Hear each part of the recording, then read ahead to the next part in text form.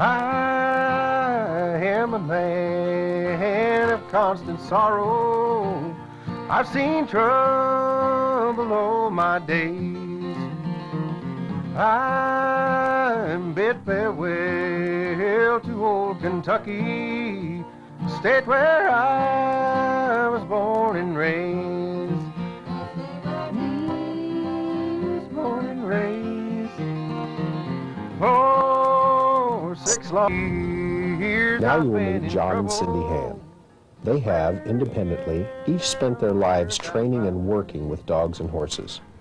They will show in this video the methods developed over many years of experience that have been used to train and produce champions and national champions of many breeds, competing in all disciplines of the field trial world. In addition, they are known for the ability to teach owners to handle and finish their amateur titles. More importantly, they have trained countless gun dogs of all breeds and temperaments from all over the United States as hunting companions. They are known nationally for the higher levels of training achieved with their clients' dogs. This popularity is due to the unique methods developed through a true understanding of dogs and how they learn. As a result, they're able to reach a higher level of training in a shorter period of time than other professional programs. Because of their expertise and knowledge in this field and the ability to enlighten others, they are also highly sought after by amateurs and professionals alike to conduct seminars all over the country. The goal of this video is to show you step by step how you really can train your dog. After following this program, you'll be able to properly introduce your dog to birds, get them to point, introduce properly the gun, teach your dog to hear, handle, turn on his name or whistle, encourage and enhance natural retrieving ability, and teach the all-important whoa command. In this video, you will see a variety of dogs, from pups to adults, in training situations as they happen. It will show how to react to mistakes and how to prevent them. They will point out indications of trouble, what to look for, and how to remedy it before it could become a big problem. So prepare yourself now to leave the methods of the past behind and step into the future.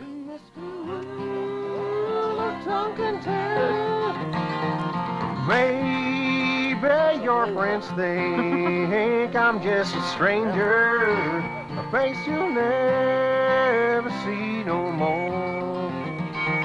But there is one promise that is given. I'll meet you on God's golden shore. He'll meet you on God's golden shore.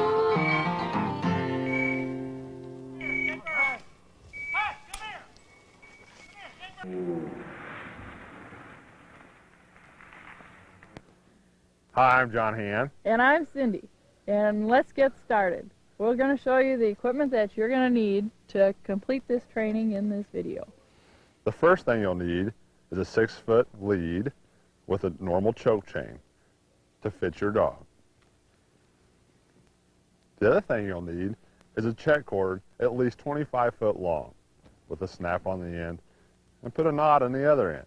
And we recommend white cotton roping gloves to help prevent rope burns. These actually work better than the leather gloves or canvas gloves.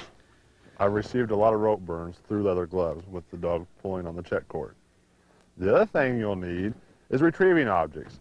A bumper, a tennis ball, an old glove, a sock, a frozen bird. Have them all handy because you might need all of them. You'll want a blank gun or a cap gun and primers or caps to go with it. You'll need bird release, a manual, or like you'll see in the video we're doing here, we'll use a remote. You can do it with both, but you'll be seeing the remote in the video. But the manual one does work. You'll also need an electronic collar. There are several different kinds, but the most important thing you'll need is variable intensity, and it has to have a continuous mode, not just a nick. Throughout this training video and video series, we're going to incorporate the electronic collar, and all of our methods. We're going to teach you to teach your dogs to respond to the stimulation with commands and in different situations and understand how the stimulation works and how they turn it off. Let's talk about you, the trainer. You will need patience and a positive attitude. And the ability to be consistent throughout the training and to recognize when you're not being consistent. Being consistent through the training makes it easier for the dog to understand what we're trying to teach him and to respond to the situations and the commands that we're teaching. If you're trying to teach your dog something and he's not understanding it, most often it's because of your inconsistencies. You're giving your commands a little different, and he's getting mixed signals, which makes it confusing and harder for him to learn. You have to learn to be regimented on yourself. This is where you have to be pressured on yourself. Teaching yourself to be consistent in each repetition is what makes the training go smooth and makes it easy for the dog to understand. Be regimented, pay attention to what you're doing, and those details, and paying attention to those details is what will teach the dog to understand faster than you've ever taught dogs before. Be able to be critical of yourself instead of blaming the dog. Exactly. If the dog's not getting it, it's because of you, not the dog. Of course you will need a dog. These methods are designed to make you successful with whatever dog you already have and whatever level of instinct and ability that he possesses. We're assuming that you've already chosen your dog or already have a dog. You take this dog and work with him through these methods and make him the best that he can be. One of the things you are going to need if you're going to train a bird dog is birds. You'll see that we use a lot of pigeons in this. If you can get pigeons, they work great. We use homers, so we use them a lot. It saves clients money, and they keep coming back. We can reuse them. If you can't get pigeons, you can do the same thing with quail. Works best if you can set up a little recall pen and you won't have to lose all your quail. You can keep reusing them. You can do just the same thing that we are. And if you think you can train a bird dog without using lots of birds, you're wrong. You can't. It just doesn't work. Remember, you're training a bird dog here. The one place not to skimp is with the birds. There you go.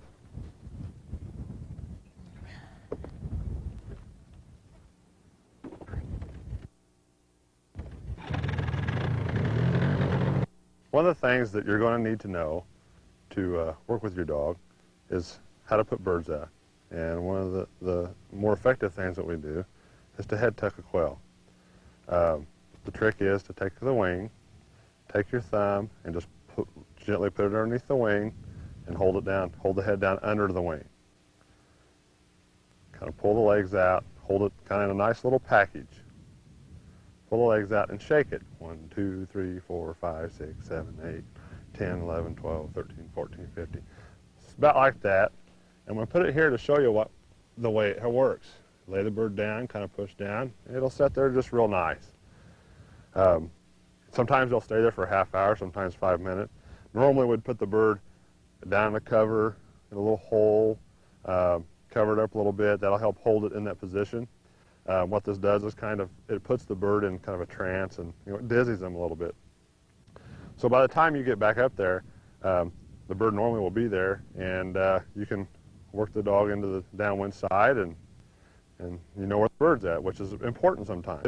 This is the same bird. I still got him head tucked.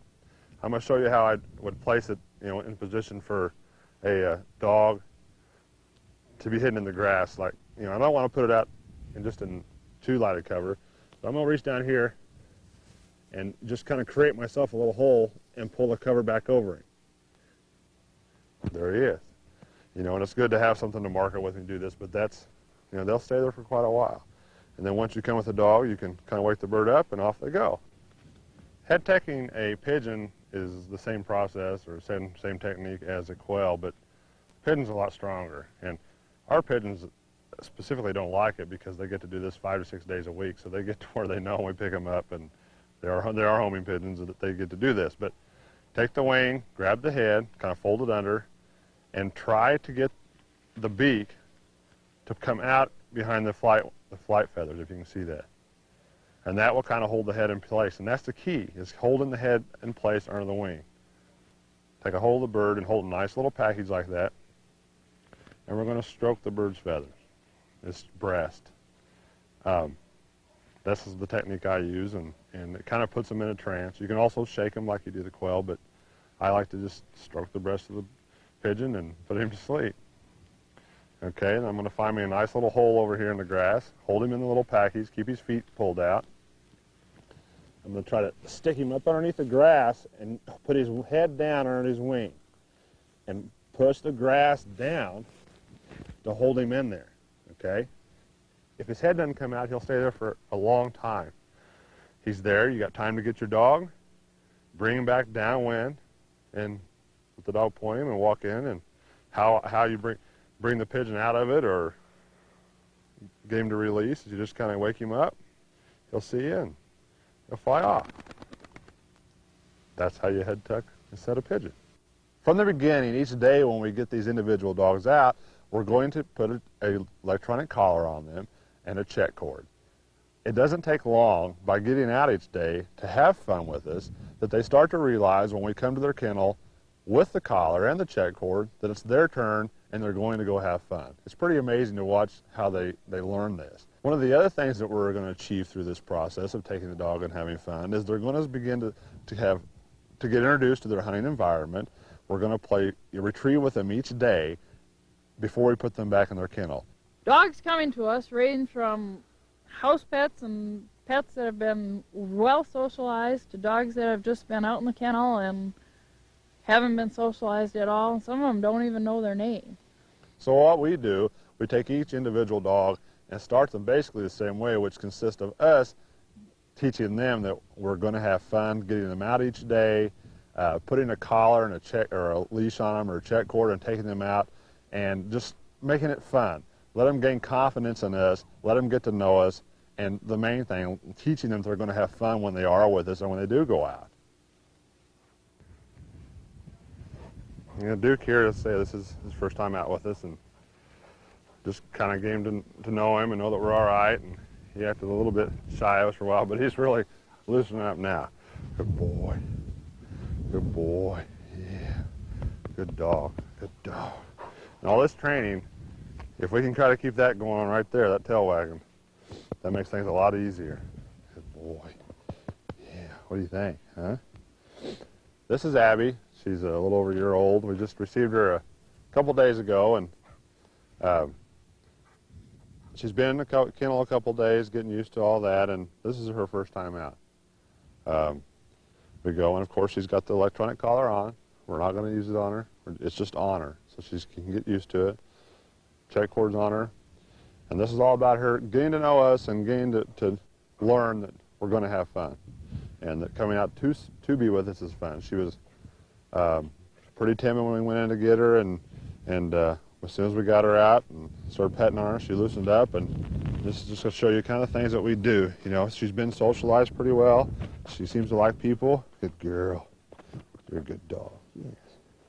Just going to let her see that this is all going to be fun and all about that we're okay.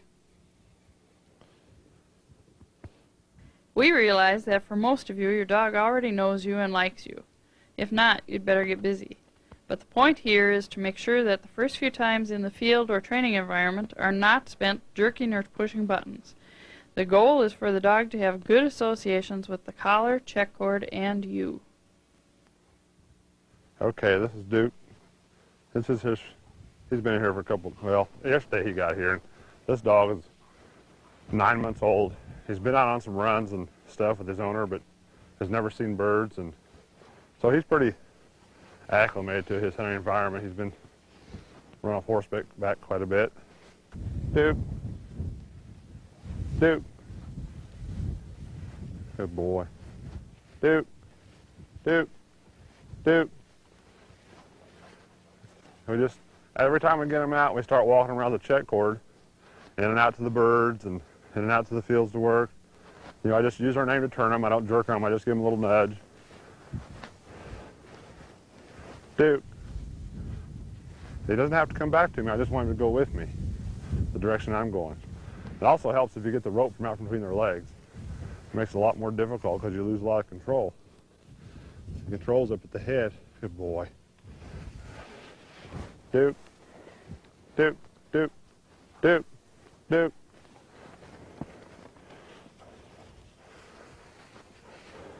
Good boy.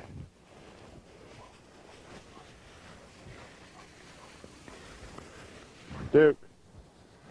I'm just kind of stopping him and changing his direction. I'm not pulling on him. I mean, we want him to have fun out here. Duke. Good boy.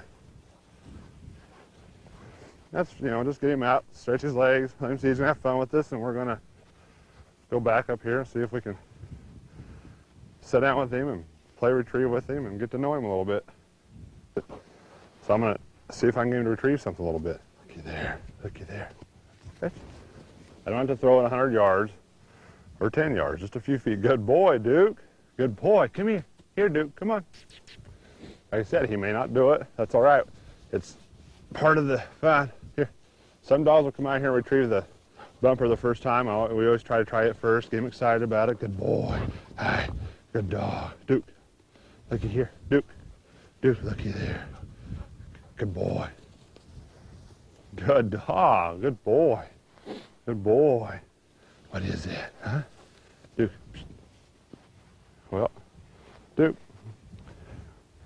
Duke. Good boy. Come here. You see how he's distracted by other things? That's all right. That's part of it. He's got to get used to all these sights out here. It's all new to him.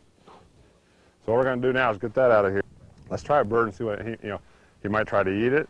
He may not be interested, but let's see. This is his first time seeing one. What is that, huh? What is that? Go get it. Boy. Good boy, Duke. What is that, Duke? Good dog. Good dog. Make this all a good thing. Even if he tries to eat it, we're not going to make it too bad. Hey, shh, looky here, Duke. Duke, looky there. Looky there. Sometimes you throw it the first time, they'll pick it up. The next time you may have to tease them a little bit, get them excited about it. Fetch, fetch. Introducing the fetch word. Good boy, Duke. Good dog. Good dog. He's got the rope and the bird both in his mouth. Boy, good boy. I'm going to get a hold of him, just pet him. Good dog. That's right. Good dog, Duke. Yeah. Good dog. Don't take the bird right away. Just pet him and let him see that it's a good thing to come to you with it. Good boy, Duke. Good boy. Here. All right. Wish they were all like this. Good boy. Duke. Duke. Duke. Hey, hey. Fetch. Fetch. Good boy, Duke. Good boy. Good boy. I'm not going to jerk on him to make him come back. I'm just kind of reel him in. Good boy. Good boy, Duke. Good dog. Good dog, Duke. Yeah. That's right. That's right. Good dog. Yeah. Here. Can you give it? Yeah. Good boy. Good boy. Yeah. Duke. Hey. Fetch. All right. Good boy. Fetch him. Fetch. Here, Duke. Here. Duke, here. Here. Here. Good boy. Good boy. Good dog. Yeah. As long as he holds, I'm going to pet him. As soon as he quits, I'm going to stop. Good boy. He wants to play with it. Good boy. Here. You'll see that if I try to take it, I'm going to try it. Good boy. Good boy. As long as he holds it, he's going to get praised. But as soon as he drops, I'm going to stop. Good boy. Give. He's wanting to play with it a little bit, so he got introduced to it. He likes it a lot. Good dog. Tease him with it. Make it disappear. Tomorrow he'll want it and like it even more. And now's the time to put him away. For as far as this goes today, as far as his training, and he's had fun. He's introduced to retrieving. He's starting to understand maybe a little bit what the fetch word means, and that's great. With some dogs, it is their first reaction to chew, eat, or run off with the birds. Sometimes this chewing is due to excitement. Often it is about being possessive. So we like to begin with a frozen quail. This will often discourage chewing. By making the dog return to you with the frozen bird each time and praising him when he does, it develops the pattern of returning directly to you. Therefore, when it comes time to retrieve a fresh bird, that habit has already been established. Sometimes with dogs, they have a tendency to want to maybe not eat the bird, but they're really competitive about it. And you'll see this little dog will throw the bird, he'll get it, when I bring him back to me, he wants to try to keep it away from me. And so I'm going to show you what we do. What we're trying to do is teach him that it's our bird, that when he comes back to it, we're going to try to praise him, but we want him to drop it when it gets to us. Let's throw the bird and let's see what he does. See, it's competing for it. And I'm not going to jerk it out of his mouth. I'm going to hold on to him, get a hold of the bird. I'm going to squeeze his back. Give. Oh, you couldn't see that. We'll do it again. Shh. Here are his teeth. Don't get your fingers in the way. This is something that happens with a lot of dogs. Fetch. All right, come on. Looky there. Good boy, Tough. Here, come here. Give. Here. Get a hold of the bird. Get a hold of the dog. Control him. He's trying to eat it, see? And I got hold of his chin. And what he's trying to do is keep me from getting it. He thinks that he wants it for himself. Give. And I'm not squeezing that hard, but that's a tender area. And dogs, sometimes we get to the point, if they're really bad about this, where they may decide they don't want to pick the bird up. If they're like that, you just got to keep playing with them and stuff, or force train him later. But he can't learn that he can just eat the bird and keep us from getting it. Good boy. This is Carl, and we're going to use him as an example of how to start a pup on birds for the first time. We'll use many examples, but he'll be the first one that we'll use this on, and from there we'll see what he does. He's seen pigeons, frozen pigeons. He's seen frozen quail, but he's never seen a live bird or smelled one on the ground. And I'll show you how we like to introduce him. One of the first things to do is not to pull a pigeon out of the bag that's flopping its wings, because it might scare him.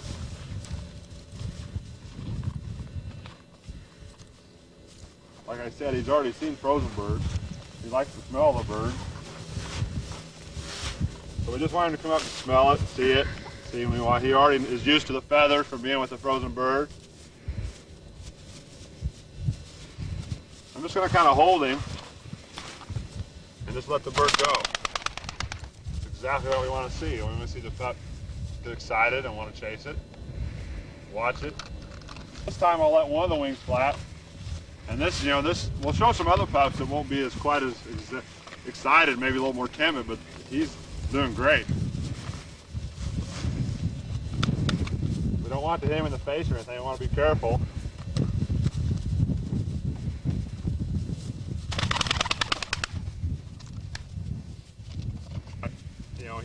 He knows what they are and he knows what they smell like, and now we'll put one in the grass and head tuck it and see what he does.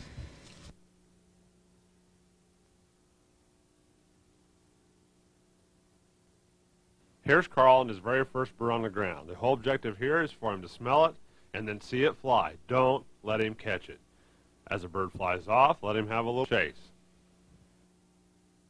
On the second bird, same thing as the first, but we're hoping that he'll start to indicate that he smells it on the ground. He's using his nose here, and you can see it. The dog shows us that he's using his nose.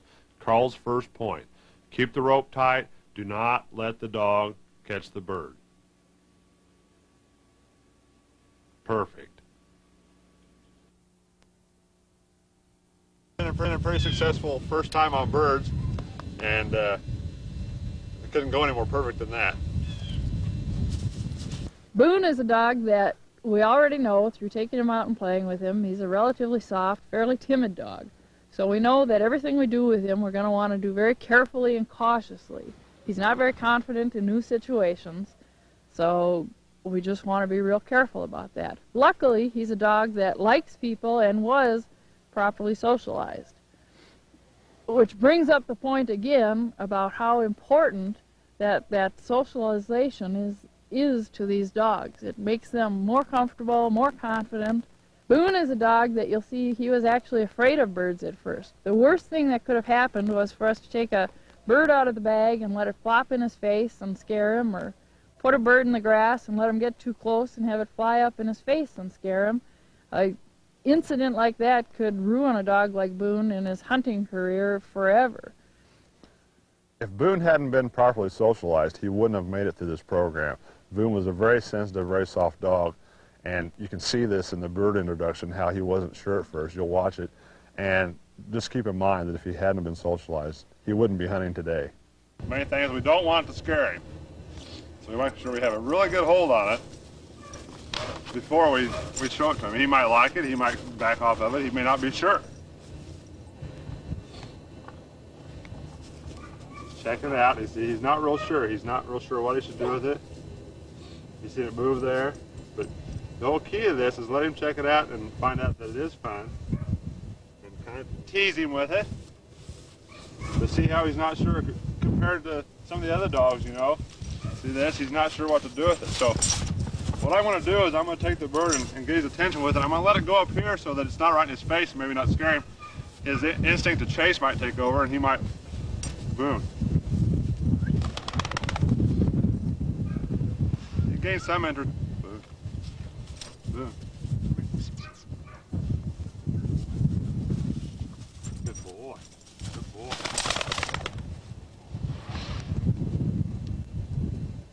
Each time we do this, he'll probably gain a little bit more desire for it, but the whole key to it is I'm not letting anything bad happen in this instance to deter him from wanting that bird. Important. Boom. Boom.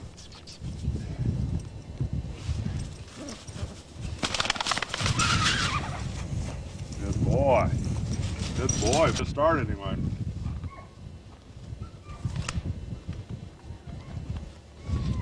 I'm going to put a bird out here and let it flop a little bit in the wing, but I'm going to keep him back so that it doesn't really snap him in the face or anything.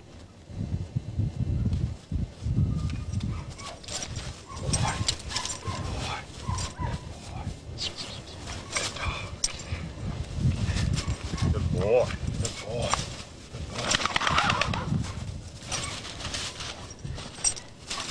He's really liking this now. See how it's changed, just a matter of not being sure and taking the time to do it right. He's kind of getting it. I don't want to let him flop onto his face now or anything yet because he's still at a point where he's interested, but I don't want him to have anything happen bad, so I'm going to try and put one on the ground and bring him up to it and hold him back and flush it with my toe without him getting his face onto it and let him know how to use his nose for these birds on the ground. Put it in here and see if he can smell it and what his reaction is, but I'm not going to let him catch it and I don't want him going to ride on top of it yet because I don't want the bird to scare him.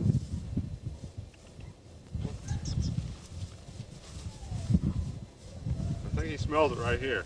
So he's pretty interested. He's smelling the ground. He's not sure where it's coming from. He doesn't know about his nose yet, but he likes the birds now. Good boy. Good boy. Important point is here that if it was a flap him in the face right now, being it's new to him, it might scare him and it might set us back. So it's real important to hold on to this rope and flip it up really good so that he doesn't get it. We'll try it again and see what he does. All right, here we are again. We're going to do it again the second time. I said this is the dog's first day of seeing birds. The pigeon's planted there. We're going to take him across the wind where the wind's blowing this way and take him crosswind so he can smell and see what his reaction is.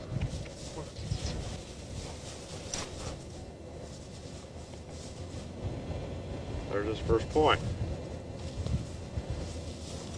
We don't want him to catch it though. I'm holding on to him so he doesn't catch it. He's getting close, but I'm holding on. And this will be good.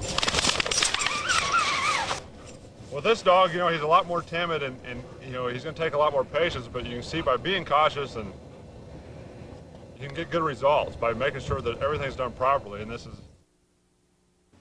Boone is a perfect example of a dog that by being cautious and careful in our introduction to the birds allowed his natural instincts that may not have been apparent at first to surface. This is also a clear signal that all future introductions, such as the gun, should be done cautiously and carefully. If they are not done in this way, it could be detrimental to his hunting future.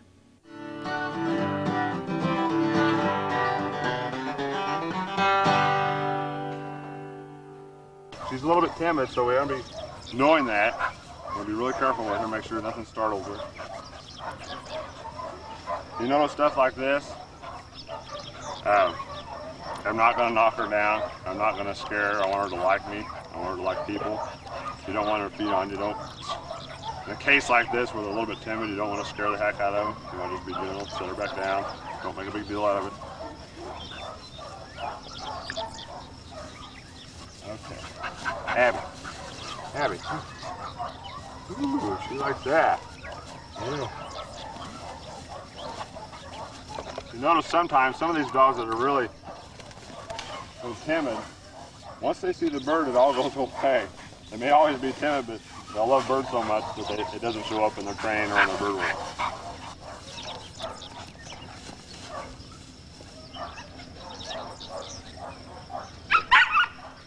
She's pointing right there. You know, she's got some great instinct here.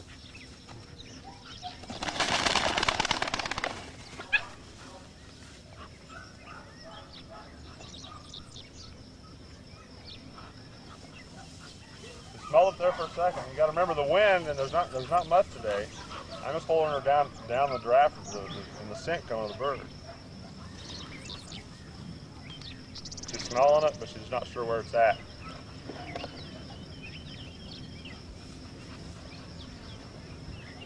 The most when she shuts her mouth, she's getting the scent. She shuts her mouth to suck air through her nose to get to smell it better.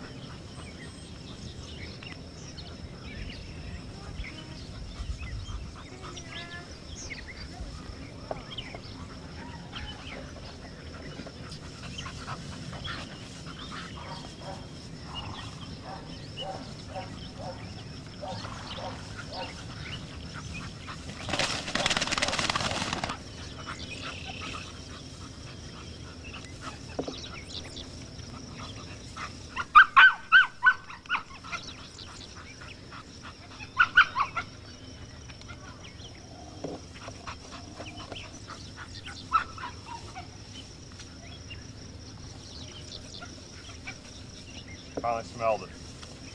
Right there in front of her.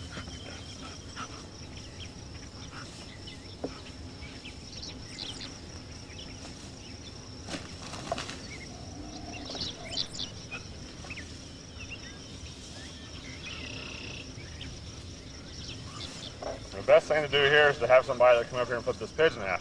But if you're by yourself, you're going to have to do it like this. Hold the dog. Make sure you don't catch it. You want her to see it, though. Let it go. To make sure that he likes him, I don't see any problem here. Seems to be pretty excited about it. Look at his mouth on it. About that. See there?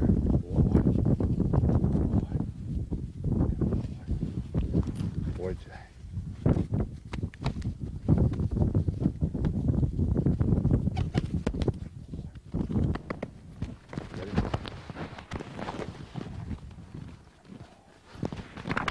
Here, like this.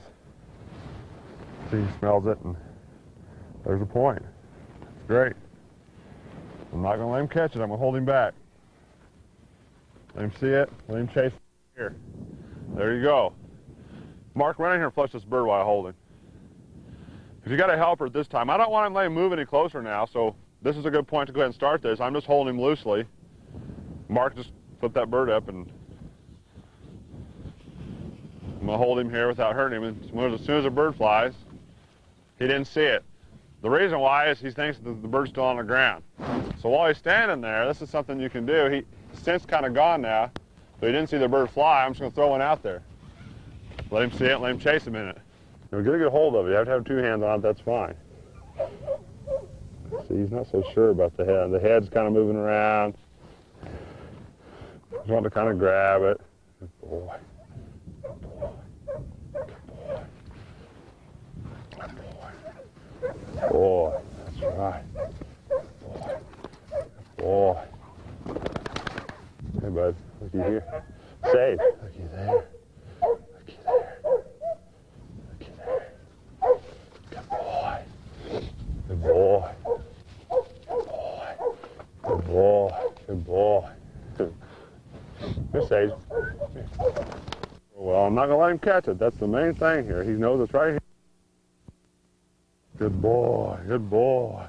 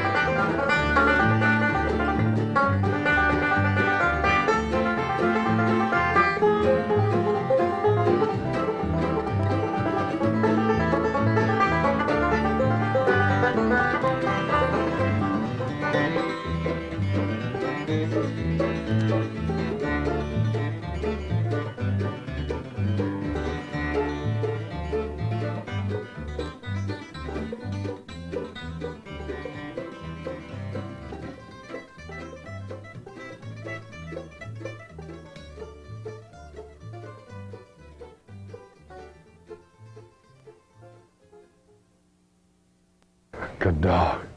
Hey. Looky there. Shh, shh, shh.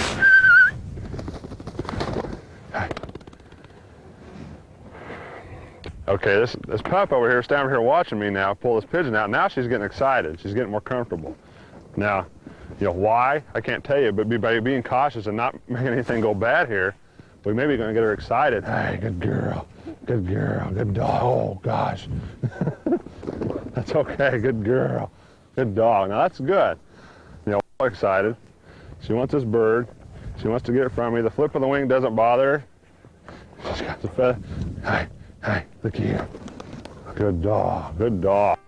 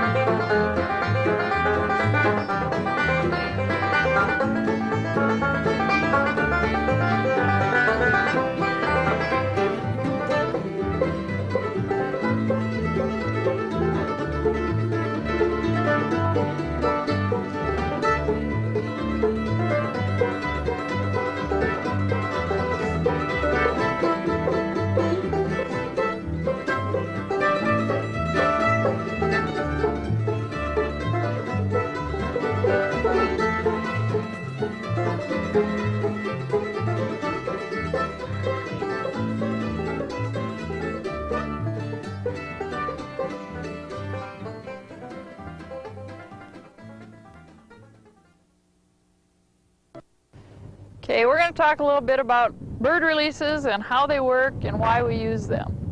You know, one of the first things we want to talk about a little bit is, why do dogs point? You know, did you know that every animal points? Even we point.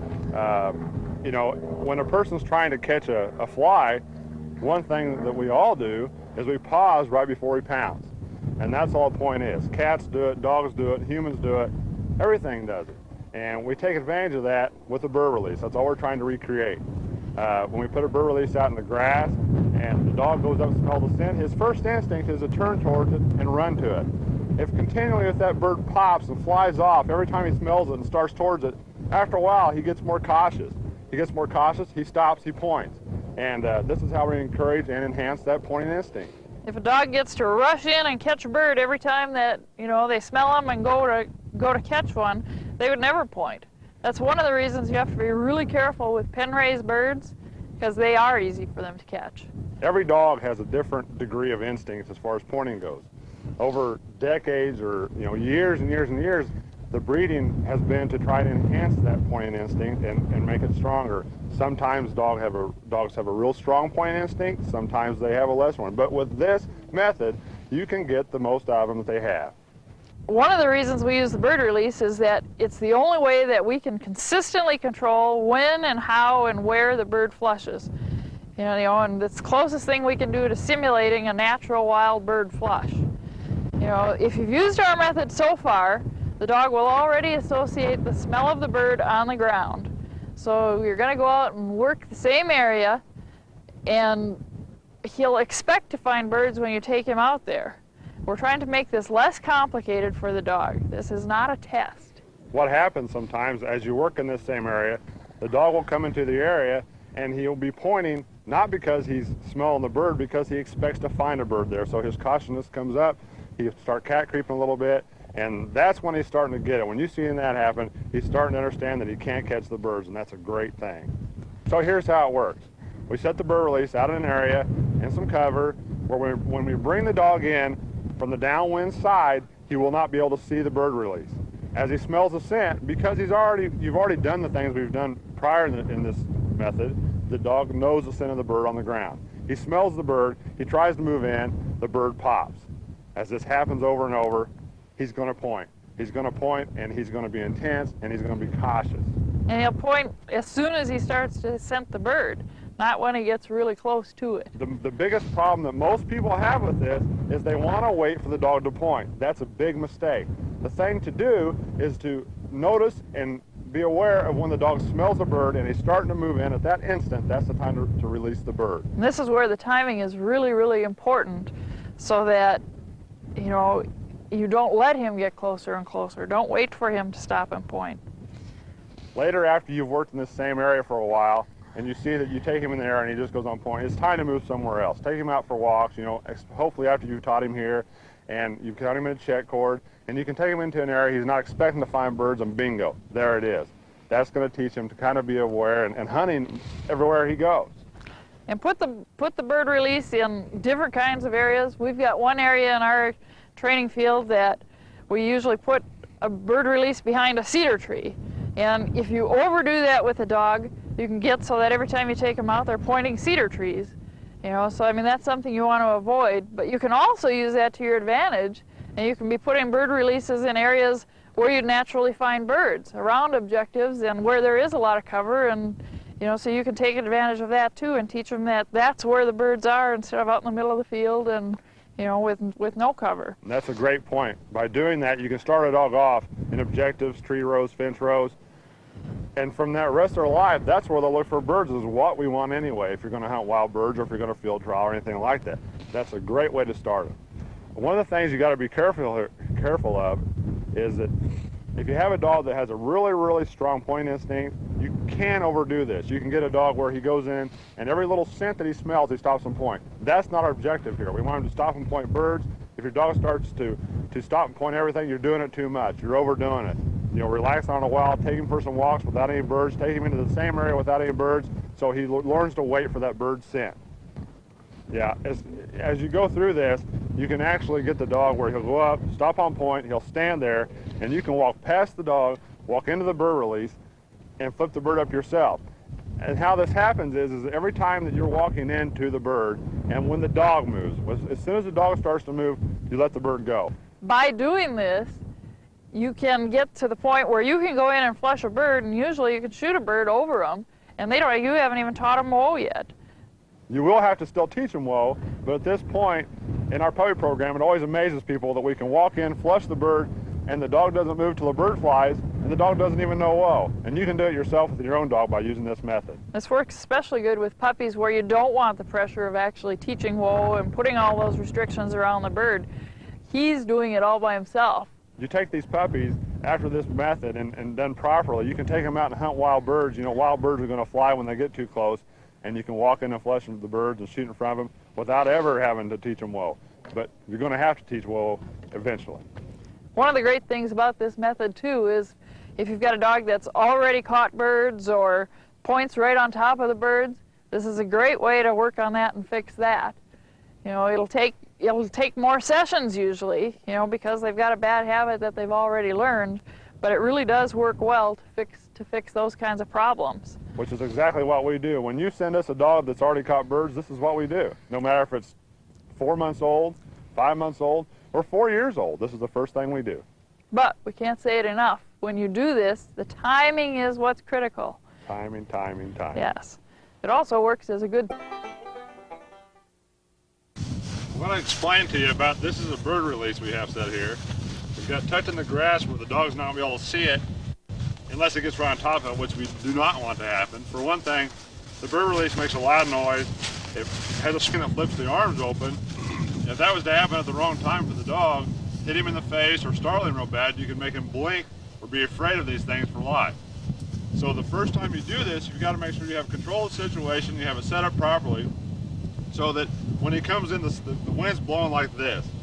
And when he comes in the scent cone, that we can flip the bird and let it go before he ever gets close to it. The key to this is that I found this, there's not a lot of cover because of the snow we've had now, but I found this little pocket of cover out here. So we've got the bird release in, and I've set myself up a boundary. I've set a radius around this where I don't want the dog to get any closer, especially the first time this dog's going to experience this bird release. I want him to be at least this far away from it. It's a good 5 or 8 yards from the bird release. And I might even pick this little bush back here as my boundary, just to be safe. If the sitting conditions are good and he can smell it, that's what I should use. And real important, I mean, so many people mess these dogs up with these bird releases because they let them get right on top of them the first few times. Then they push the button, the bird release pops them in the nose, they've got a bad association with that for the rest of it. And they can even associate with the bird, so you got to be really careful, set it up properly, and have a rope on the dog. Make sure you can stop the dog in case he does happen to stumble onto it. You just back him off or pull him out of there to keep him from getting hurt or startled from it. Here you see Boone on his first experience with the bird release. The important thing here is not to let him get on top of the bird release, and also to recognize as soon as he smells the bird and indicates it, release the bird. Here you can see him working up. There he smells it, let it go. Here's Boone on the second bird. Same thing again. Don't let him get on top of the bird. As soon as he indicates that he smells the bird, release it.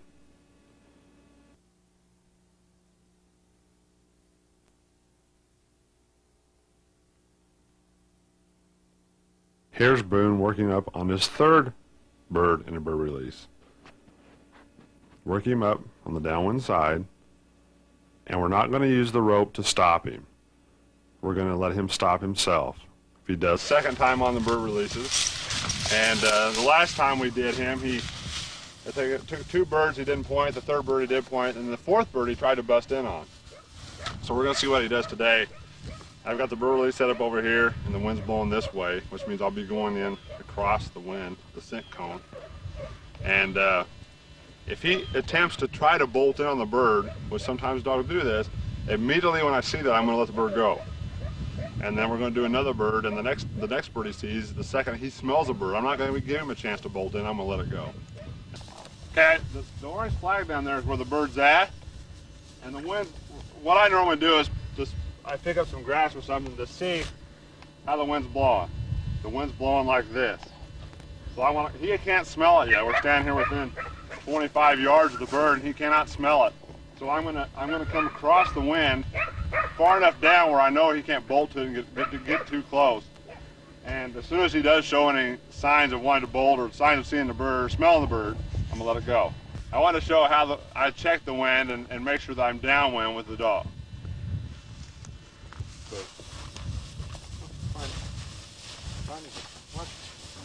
Here you see Boone establish point. He starts to move and the bird release doesn't release. And John's not ready. At the moment he started to move is when the bird should have been released, but we were far enough back that it wasn't a bigger problem, but it could have been a big wreck. This is Jake, and we just did his first birds on the ground. He pointed fine. And now we've got his bird release set up down here. And we got it set up so that you can see it, but he won't be able to see it once we get down there. The wind's blowing this direction. Now we're going to come in at a perpendicular line and try to stay in an area far enough away from him that he can't get on top of it. We've got a radius kind of set up how close we want him to be to it. If you look down there, you can see that direction from the bird release. It goes to a lighter grass, and that's probably where I'd want him to stop or at least make contact with the scent of the bird. And as soon as he does make contact and start to move in there, I'm going to release the bird. When it gets in the scent cone, recognizes the scent, starts to move in, I'm going to release it. And he may not point, and he may do it, but I'm not going to worry about that this time. I want him to learn to be a little cautious around the birds and that he can't get real close. Here we see Jake on his first bird in bird release. The next segment, the bird release does not release when it should. And you'll see now when he indicates, right there was when he first indicated that he smelled the bird. It wouldn't work. But this is why we use the check cord. We use this for our safety chain to keep the dogs from running in on top of the bird and possibly having the bird release right when he's on top of it, which could startle him.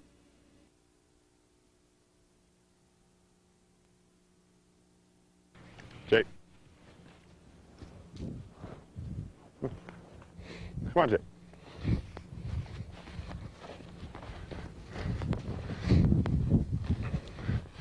Now, the last one I let the bird go, I wasn't quite ready, but see, he knows what it is now. Okay, he hit the scent cone. He's pointing another step, I'm going to let it go. The first time I wasn't sure about it because of the smell of the bird release. I let the bird go, and he got an association with that bird release and the smell of it and the bird. And now he knows what it is. And this is the second time on the bird release and look at the point. Another step, and I'm going to let it go. There it is.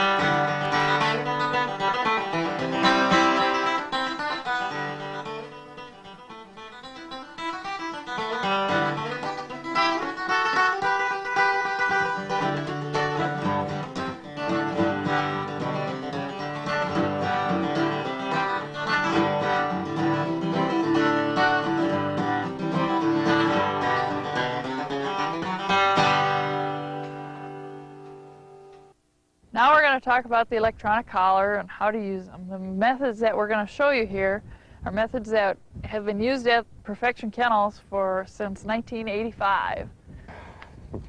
In 1985, at the kennel, we started developing this method to be able to train pointing dogs with electronic collar rather than punishing them.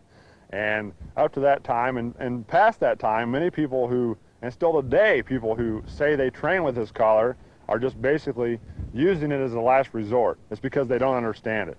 We do. And we're going to show you, and you're going to understand it. Every dog that comes to our kennel, from the most timid dogs to the most excited and exuberant dogs, we train them all with electronic collar. Starting with puppies as young as like 4 months old. If it's presented to them properly and the timing is correct and common sense is used, this is a wonderful tool. So pay attention to what we're going to show you here. The methods here they're very exacting. The thing that you have to do as a trainer, you have to be exacting and you have to be regimented, but by doing that, it makes it simple for the dog to understand, and you'll enjoy your dog a lot more once you use these methods and are able to control and your dog understands. One of the easiest ways to get your dog started understanding how to use the collar is during the teaching of the here command. And that's what we're going to go ahead and show you, first. And it lays the groundwork and the foundation for using the collar as the training tool, not punishment, training tool, during the whole rest of, you can teach your dog many, many things with the collar, but it all starts with teaching him to respond the right way when you're teaching here. And teaching the here command, you'll learn how it works, you'll learn the theory and the method that we use. And this whole theory with the collar is used on every command that we're going to teach after the here. It's all the same, but it's just different commands. And so if you pay attention to this here command and how it works, you'll be able to train your dogs the rest of the way through the series and have a good understanding, and so will your dog.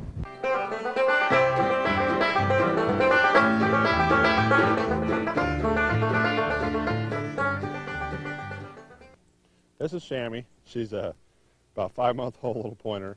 She loves birds. She's pointed a lot of birds. We've been playing with her, been playing retrieve. Normally the choke chain and the collar and all that is on them before we bring them out of the kennel, but for the sake of the video, we're showing you kind of how the reaction gets to be after they start to associate all this with fun. That when we put this on, we're going to go have fun. And so we just take a hold of the dog and get her attention. See how she put this on her, and let's see how she just kind of stands there and lets you do it, because it's nothing but good thing for her so far. It always means we're going to go have fun. Usually the fun has to do with birds. We're putting this on them so it's snug, but not so tight that it chokes them, just so they can feel it. They know it's there. Of course, the collar's not on. She's never had any stimulation, felt any stimulation from the collar. And we're going to start to teach Shammy how to hear today. I'm going to start off just with the choke chain. I'm not going to pull on her very hard, but I'm going to start to try to teach her to understand what the word means. Here we go. Wait for her to get away from me. Here. Here. Good girl. Part of this whole thing is petting her when she comes to me and stuff, but when I bend over or squat down, the language says come to me, and I'm pulling and saying here at the same time. Here. She doesn't have to get very far for me to pull on her. Like I said, she's distracted easy, so she makes it very simple. Dogs like this that get distracted very simple, sometimes they're easier. Here, here, here, here, here, here, here, here, here, here, here. Starting to anticipate a little bit. Here, here, here. Keeping the rope up out of her legs. Keep the rope on top of her neck, or at least when it wraps around her legs, you want to stop and tangle them because you don't want to hurt them. I'm not pulling on her very hard, but it could. Here. Bend over and it helps her come to me, see? Here. The key so far is that I haven't jerked on her without saying the command. I always say the command in conjunction with it, with the jerk, or the pull on the rope. It's tangling around her legs. I don't want that. I want it on her neck. She's wanting to play. That's okay. She's a fun little dog. Here. Here. That time I pull a little harder because she's starting to turn and stop. I want her to go on and come on to me. Here. Here. Good girl. Now see how she wants to get up on me and jump on me when she comes to me and stuff? Now's not the time to get after her for that. Just push her down. Don't make a big deal out of it because we want this to be a good thing when she does come to us. Here. Here. Here. Here. She's anticipating a little bit here. Here. Good girl. Here. Here. Here. This dog is easily distracted, so that can be a hindrance sometimes too, but that's all right. This is the time she has to learn it. Here. Here. Here. Here. Here. Here. Here.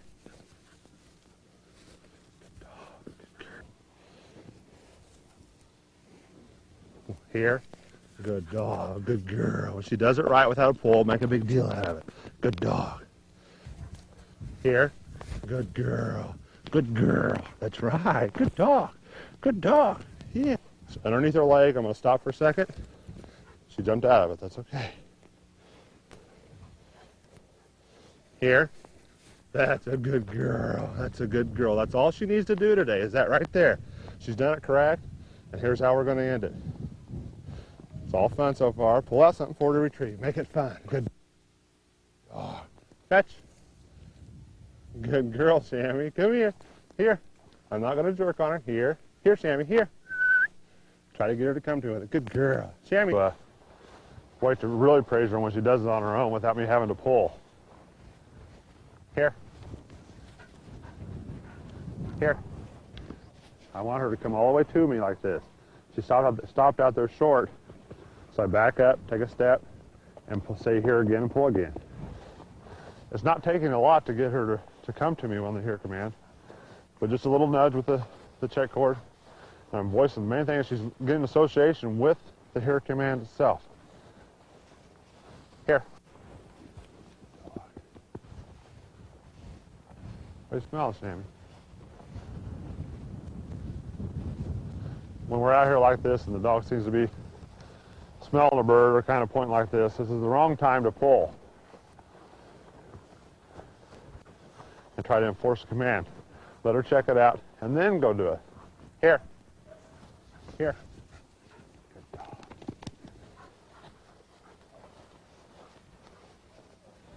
Here. Good girl. Good girl. Good dog. That time she did it on her own with no pull. So I praised her up good. Good dog. All right. But I want to try to get her to do it 3 times on her own without me in a row, without me having to pull on her.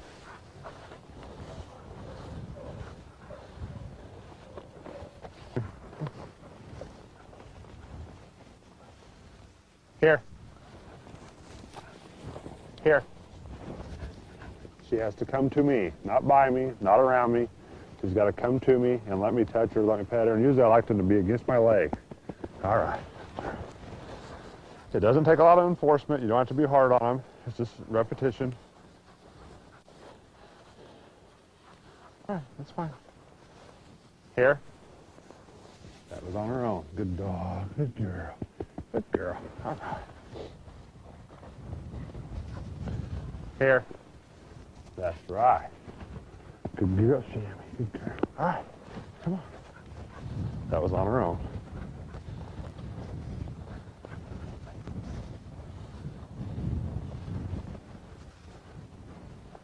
Here. Good girl. Good dog. Good dog. Good dog. That was 2 on her own. Here. Here. She didn't do it on her own, so our next reaction was to pull and say the command again. All right. It's kind of by getting the three in there, setting a goal of getting 3. It's a goal for ourselves, not just Here. Good girl. Good dog. Yeah, good dog. Good girl, she. Rope's wrapped around her leg twice now. This would be a bad time to pull on her. Come here. All right, come on.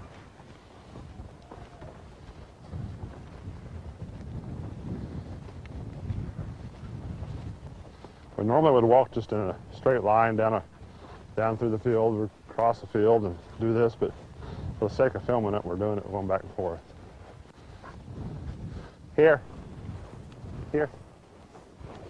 Here. Good girl. Good girl. Yeah. Part of this is helping them to be successful. If a rooster pheasant was a good right now, she took off chasing it, you know that she's not going to come to you if you say here. So that would be a bad time. That's just an example of making sure that the setup's right and you feel like she's going to. Here. Here. Good girl. That time she stopped on the way back. I didn't have had too much slack on the check cord, so I tried backing up. She still did it anyway, the second time I said it. Here.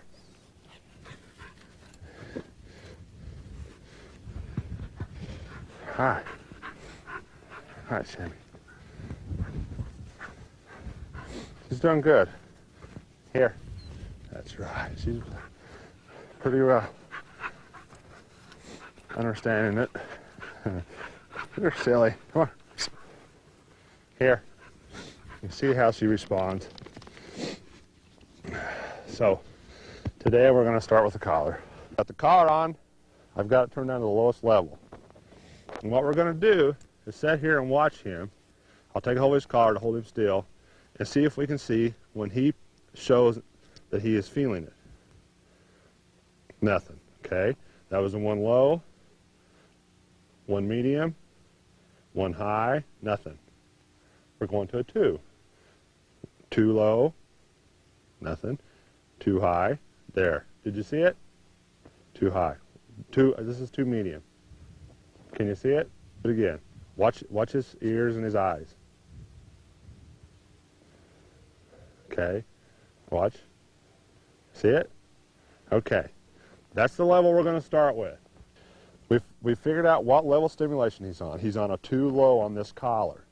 Every brand is different. Start the lowest, work your way up. Now what I'm going to do is walk him around out here, let him get out of ways. I'm going to say the command. I'm going to stimulate with the collar and pull on the rope all at the same time. What we're trying to show him here is how to turn the stimulation off. The timing in this is so critical. If you're consistent with your timing, this dog will pick this up like that. He'll learn to understand to shut it off by moving towards you. So again, pull, stimulate, command all at the same time. As soon as he makes the eye contact, move towards you, release the stimulation. And we'll do it here and see what happens. All right, buddy. Here. Now's a good time. Here. Stimulate, pull, and command all at the same time. All right. Here. Stimulate, pull, say the command. Here. Here. That was here. Good boy. Just the stimulation. See, he knows the command, so his tendency is to turn towards me anyway. Now's a good time. Here. Good boy. Good boy. Good boy. See, the dog is here. Here. Good boy. That time I said it the first time, and I held it until he started moving to me. And I said it a second time. But he's realizing how to shut it off. Here. Good boy. Good dog. Here. Here. Here. There you go. A lot of dogs find this easier than being jerked on. Just a light stimulation they can learn to respond to. You can see he's not as... Here. The second he starts to turns towards me, not going on the side, not going left or right, the second he comes to me is when I shut it off. So what I'm going to do is stand here, start on like a level 1. Just didn't feel it. Too low, too medium. It's got to be standing still for me to be able to tell. Which it's kind of hard for this dog to do.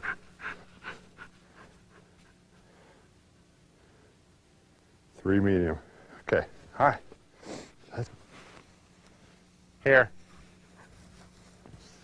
There. Here. That point. Here. At that point, she turned. As soon as I let go of the button and quit pulling, she stopped. Here. Here. Here. That was without anything. Here. Okay. That was a good one there. Here. Here.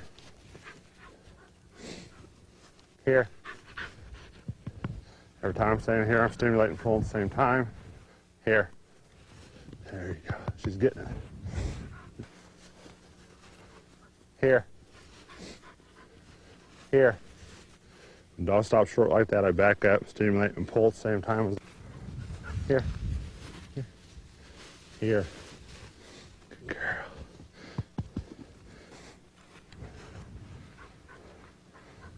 Here. See if she's starting to respond to the stimulation pretty quick. Here. Here. She's here. Here. Going ahead. She's actually turning really good on the collar already. You know, she's turning without me pulling on her, which means she's in her stand. As soon as you make a move to me, it shuts off. Here. Good girl. Good dog. Yes. Here. Good girl. And the dogs don't only cue off the words, their body action says a lot. Notice each time I say here, I bend over. Here. Good girl. Yeah. Good dog. Good dog. Here. That's right. Yeah. That's with no collar, nothing. She's responding perfectly. So, today, that's enough. Here. Good girl. Hey, looky there. Looky there. Play retrieve with him. Fetch. Fetch. Good girl. Sammy on her second day with here and the collar. We'll go out here and make sure she still remembers the command. I'm going to pull, stimulate with the collar, and say here all at the same time. Here.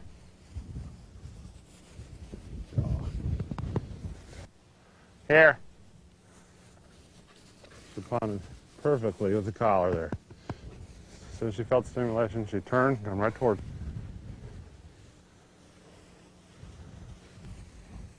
Here. Good girl. So, here. Here. Here. Here. Held the stimulation down until she turned. Here.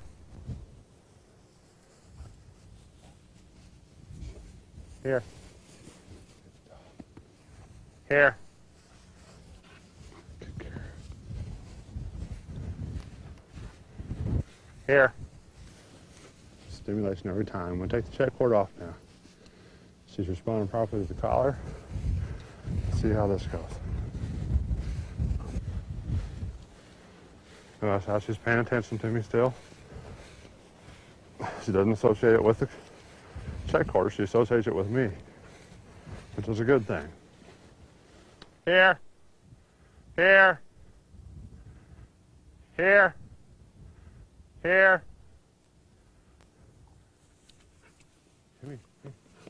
Each time that I said here, I was stimulating. She turned towards me and then stopped.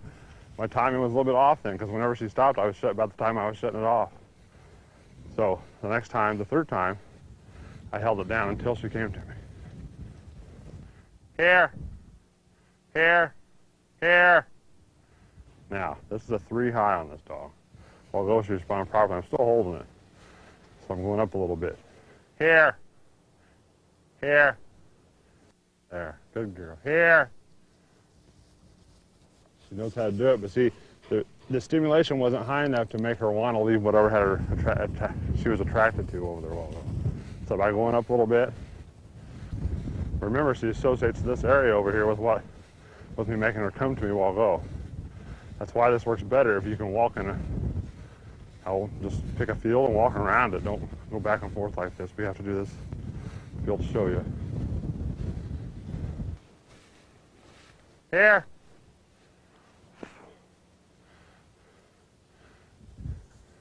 Here. Here. Here. Here.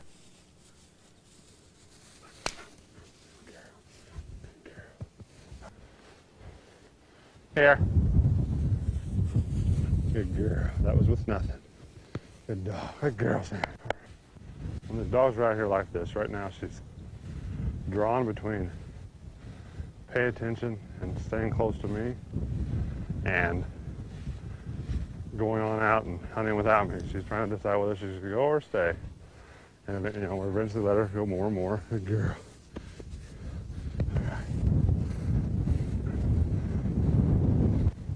Sammy.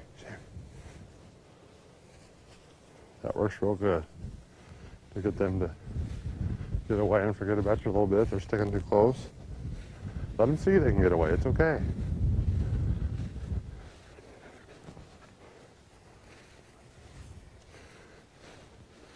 We're trying to teach this dog that she can handle out there, but it begins for us around us.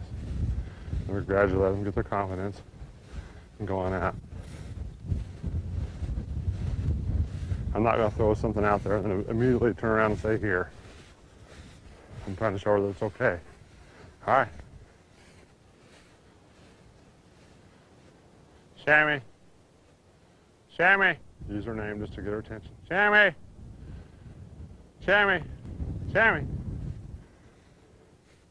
She's learned to listen to your voice anyway. And we're out check cording, going in and out to birds. I'll probably take her out and put her on some birds again the next time you take them out, because she's had 3 or 4 days of this, and you want to take and mix it up with birds and going out working, so they don't look or seem or associate you coming out with them and just doing this all the time. You take these dogs and put them on birds, and you know, let them chase a little bit and stuff, and that'll teach them that they can go out there, but yet you'll be able to call them back. Here. You'll be able to call them back because she understands how to respond to stimulation, and that's what I'm going to do next with her. Fetch. Here.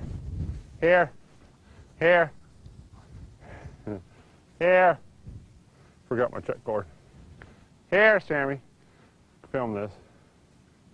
Here. Now see this here? This is the wrong time to try to enforce this with a collar. You know, she's playing keep away with me.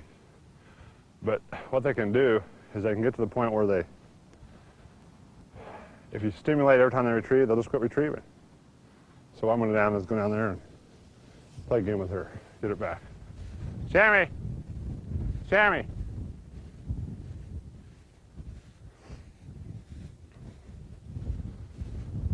Here.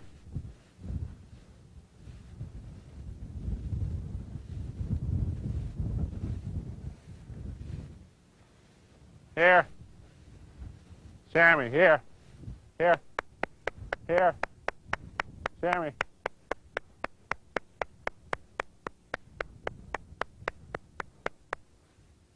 Here.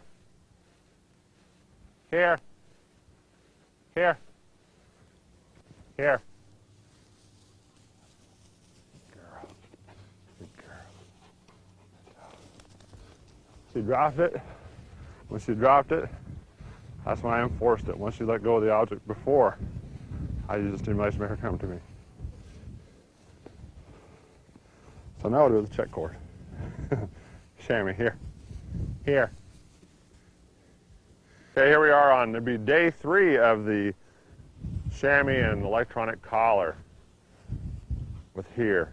And one of the things that we need to be careful of, and we try to pay attention to here in the kennel, is that when you get these dogs out every day to work with them on here or whoa or heel or whatever you're working on, and that's all you're doing with them, that's not good. They need a balance. They need a balance between work and fun.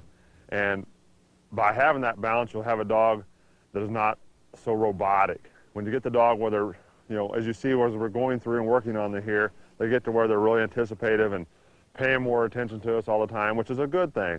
But then once you get them where they understand how to respond to the stimulation and the here command, then it's time to go out here and let them have some fun, let them see some birds, and then keep that balance that they still have to listen also. So that's what we're doing today. We're going to work her on here a few times with the collar, and then we're going to surprise her out here with a bird, and when we let it go, she's going to get to run and chase after it out of control until I say here again, and we'll see how that goes. The first time I say here, I'm going to stimulate on the setting that was on yesterday, and make sure she responds properly. Here. She's doing perfectly. As I work down towards this bird, I'm not going to let her off the check cord before then, because we're being cautious. Make sure she don't catch any birds, because if she does, that's a bad thing. So use a check cord to make sure, just in case the bird release doesn't release, we still are able to stop her if she tries to move in on it. Here. Here. Stimulated both times. I said here there. The first time I was on a low 3. The second time I went to low medium. And here. Here. So now I see she's responding properly. Bird release is sitting over here. And we're going to surprise her, because she's been coming out here working and not smelled a bird, and this is going to give us some balance now.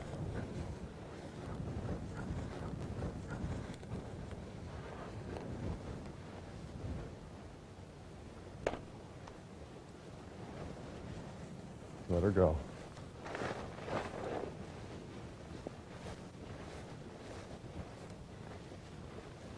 For the pigeon to leave the area there, pigeon's flying around in circles. It's gone now, we'll call her back. Here. Here. I did use a stimulation there to make sure she did still come back to me. But by this time, she does understand how to respond to that. If, like some people do, they would come out here and do it wrong. They would just come out here with a collar, no conditioning to the collar, training with it. In that situation, that dog can directly associate that with the bird. In our situation, they don't. There it goes. Let her out. Let her go. Oops. Good girl. Good dog. There you go.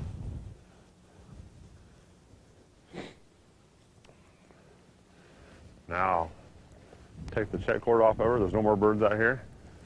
Chamois. Look for the ones flying around.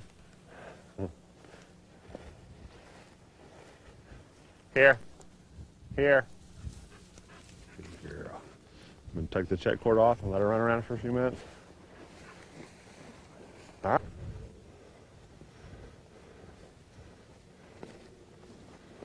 See, now I've got control I need to make her come to me if I need to. And, from here, I would just continue going on walks, doing less repetitions, letting her see that she, let her see a bird every once in a while, put birds out for her, and incorporate these two situations. Good girl. Tammy. The dog's already expecting or waiting to hear our voice. We can use her name to turn her, and we don't expect her to come to us when we say her name. We expect him just to go with us. We save our here command for whenever we want her to come to us. Right now, a good long walk, 15 or 20-minute walk for the next few days. And Shammy will be out here applying herself to the cover the way we want her to hunt. And we'll have the balance that we need. See, that gives her the fun part. It keeps a balance that she doesn't have to completely stay stuck to me or around me. Tough is a dog that he has, through this here training, he's had, 4 or 5 days of it. He's gotten to where he's being really sensitive to it and wanting to stay close to me. And so today we're going to put him on a bird out here, make him hear a couple times. I've had him off the check cord, hearing well, and he understands it well. But then again, it's it's really good to keep this mixed up so you balance the fun and the work. And it's just the pressure gets to them, and they, wherever the pressure's the most is where they pay attention the most, and that's on me right now because he's having to come to me and hear to me the ways we were training him. Here. Good boy. You see, he knows it really well.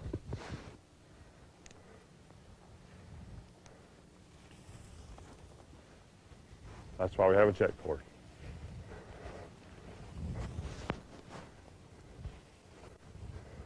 That'd be better because this is east.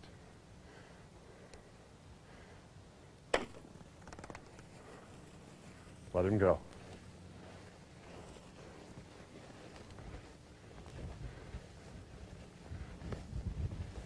You see him, he's paying attention to the bird and forgot about me. Tough! Tough! See, I don't pay attention to that at all. Let that bird get out of here. Here! Call him back. Here. Good boy. Good dog. That was fun, wasn't it? Huh?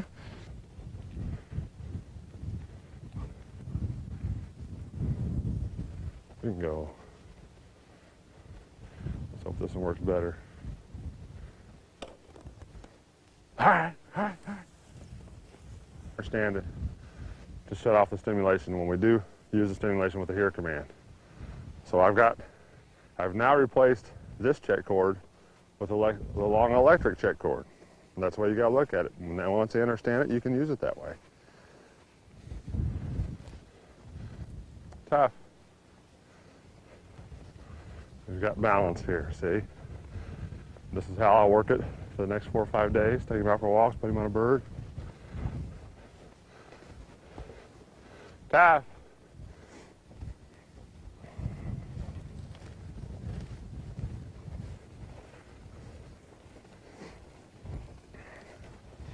Tough. I'm saying his name because I want him to get in front of me. Hunt.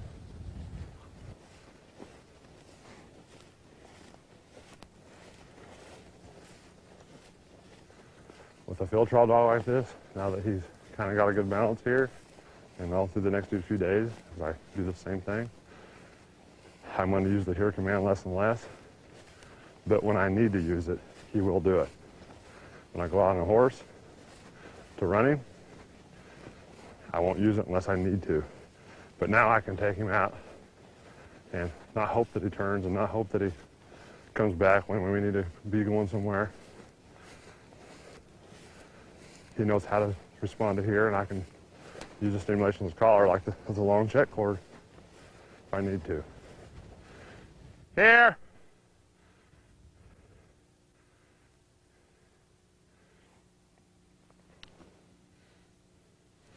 Here. Here. Come here. Good boy. I didn't stimulate him there because he's just trying to keep the balance, you see. Now, if I want this dog to be a robot again, I walk around stimulating him all the time. I don't need to. I know he understands it. It's off to the horses and off to the races for this dog. And let him do his thing. And we don't have to depend on a tracking collar to go find. Okay, I want to talk about retrieving a little bit here. One of the biggest mistakes that people do when they're trying to get their dogs to retrieve, they do it over and over and over and over again. That's the worst thing you can do. If you notice throughout the video, when we do play retrieve, we always do it just 3 or 4 times, and that's it. The best time to quit is when the dog is still excited about it. You can tease him with it and then put it away. Put the retrieving object away when they're still very excited about it. Some of your dogs may not retrieve. If they don't, keep trying. You know, try to find things that stimulates them and try to get them to. You might find that they will someday. As you go through this process, and this dog knows here with a collar. This is Shammy. And in part of the video, you'll see that she takes my hat and runs off with it, and I have to coax her to come back to me because I don't want to stimulate her with a collar when she's supposed to be retrieving, because 9 times out of 10, when you stimulate the dog with a retrieving object, they may associate that with the object in their mouth. They drop it, they won't go pick it up. So what you got to do is, when this is happening, you got to make sure they understand here well enough that they will come to you when you say here with the object in their mouth. So what you got to do is enforce it and sharpen it up enough that they know how to do it. They know how to say here, so when they go pick the object up, you say here, they know they have to come to you. So Shammy, probably right now, if I went through this for her, she's probably not going to bring it back to me. We'll try it and see what she does. And then if she doesn't, I'm going to show you what I'm going to do next. I'm not going to stimulate and use the here command when she's got it in her mouth. I'm going to wait until she drops it, or I'm going to get it from her. Then I'm going to go out here and sharpen up the here some more and make sure she understands it really well, and then try it again. So let's see what happens. Shammy, look at here. Here. Fetch. Here. Here. Here. Here. Good dog. Now this is a pure example of her learning her here well enough. She knows it now that she has to come back to me. We'll try it again. Fetch. Here. Here. Here. Here. Good girl. Here. And praise her when she does come to you. Make it a good deal. Big deal for her. So she wants to try to play keep away for me, but I want her to get to where she likes this. And by her liking this and being proud, this will help her to keep retrieving and bringing it to me. Good girl. The other worst thing you can do is when the dog comes back to you, 9 out of 10 people do this. Yeah. When the dog comes back with the object, they take it from him. Let him hold it, praise him, and then take it. Let's try it again. Just teaching her the here command properly has taught her that when I say here, she has to come. I don't have to stimulate her with the bird in her mouth, and so now she retrieves well. Fetch. Here. Here. Here. You notice as she starts coming back to me after I say here the first time, she may start to turn away from me. She may start to turn away from me. And when she does that, I say here again. Yep. That's it. Tease her with it, put it away.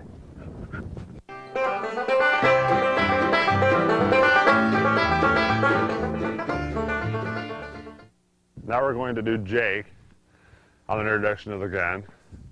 What I've got here is it's a primer blank pistol, and he's at least 100 or 125 yards away from me. And what Mark's going to do is when I fire the gun, Mark and the dog are going to hear the shot.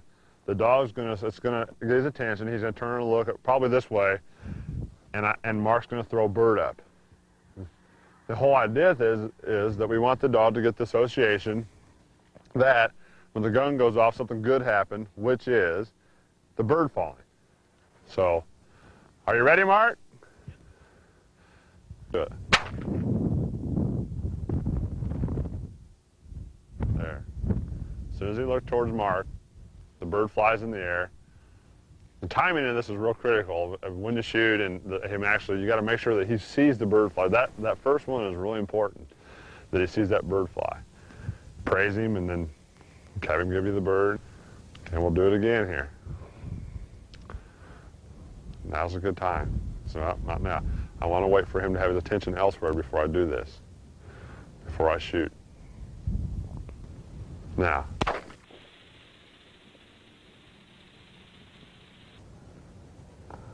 Good throw.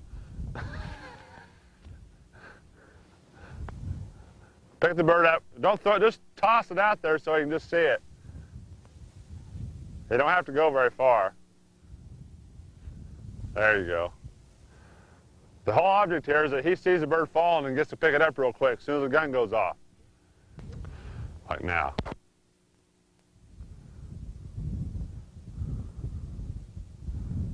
See how as soon as the gun goes off, he's already looking right at Mark because he knows he's going to throw the bird. He's already learned that.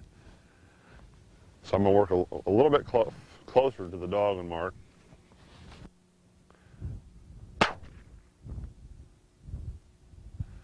See, the dog is expecting, just takes off running it anywhere as soon as the gun goes off. And I mean, you couldn't ask for a better reaction out of the dog right now. We'll walk up a little bit farther. We'll do it one or two more times. See, he looks. I mean, he's got a good association with the gun. The whole key to this is we're being cautious. This dog, you could probably go out there and shoot over him, but we're not going to, because there's always a chance that he's not ready. And we're going to do this today, where we're up to about, I don't know, 60 yards from him. The association's going good. He's happy. He's excited. Don't push it. Wait till tomorrow and do the rest of it, or wait a couple hours, or rather than doing a lot in one day. You know, this gun thing is one place to definitely be patient with and cautious, because being excited is the whole key. We want to see out of this pup. We want to see him excited and confident. Wait for the right time when I think that he's far enough away and that he's there. Perfect. Now, he's not as good a retriever as some of the others, but that doesn't matter. The whole key is here is getting to go get the bird, get his mouth off it, have fun with it, and just play with it and have fun. See, that's all right. We don't care about that part of it right now. And of course, we don't want him to go out there and just eat the bird, but we want the association here is that when the gun goes off, the bird falls from the sky.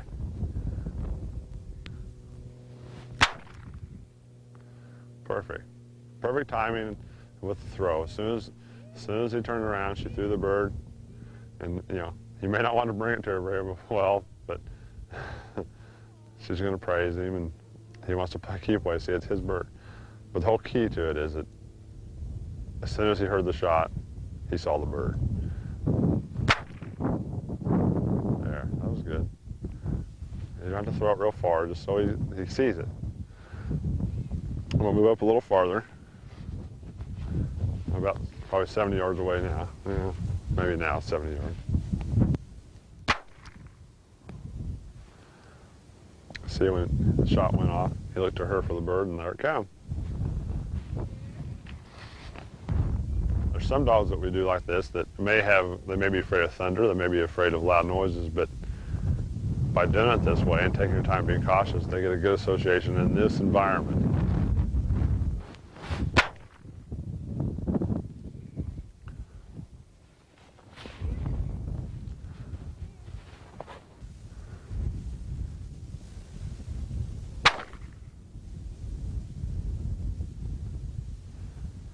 All it. How he's looking around for the bird. His attention's away from her, so I'm going to shoot now. Bird flies through the air, he runs over and picks it up. What we want here is basically, we want him to look for a bird each time the gun goes off. And by starting from a far enough distance, it's not going to startle him. It becomes a good thing for him.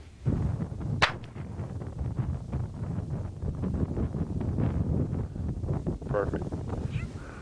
Another way of doing this gun thing is that sometimes you have dogs that don't want to get very far from the person walking with them. They just naturally stay close, which makes this a little more difficult. So sometimes what you can do is it takes two people still, but you can have the person handling the dog have a frozen bird or a bumper or an object, throw the bird, and as the dog's running towards it, from a long distance you can shoot, and just through the dog's excitement it won't think about the gun. You don't get the same association to begin with, but they do begin to just get used to the gunfire. So we'll show you how we do this, and this is something you can do with it in later stages with the other dogs we've done, where we've actually shot and then threw the bird when they look to get the association. But we'll show you this and show you how it works. So.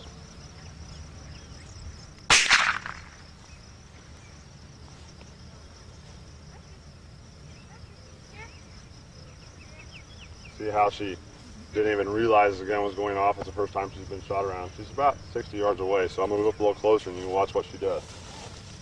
Whenever you're ready.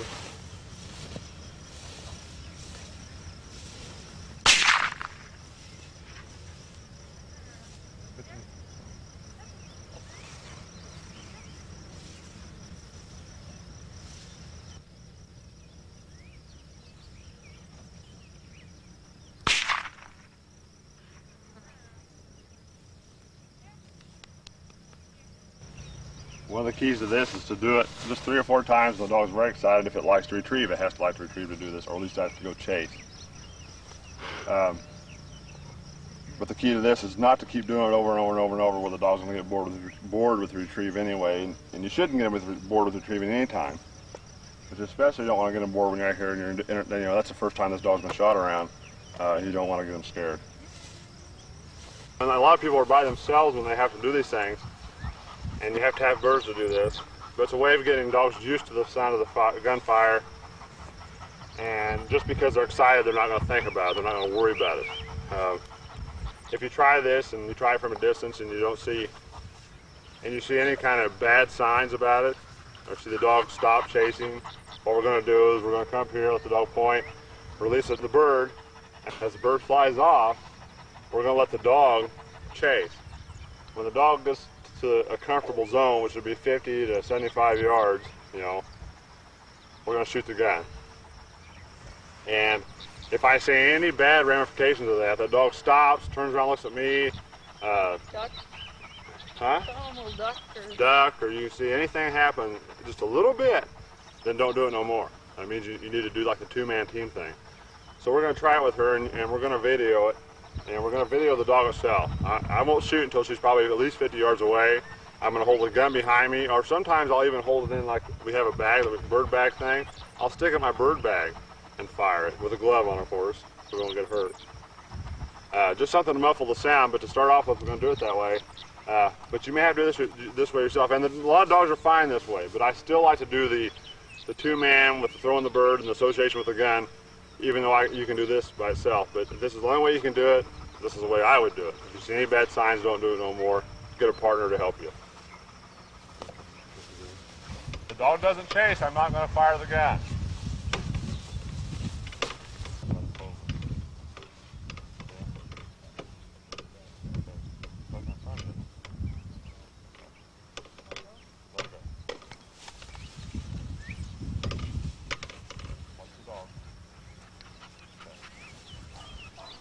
The dog didn't go far enough, so we're not going to shoot. We want her to be chasing the bird when it happens.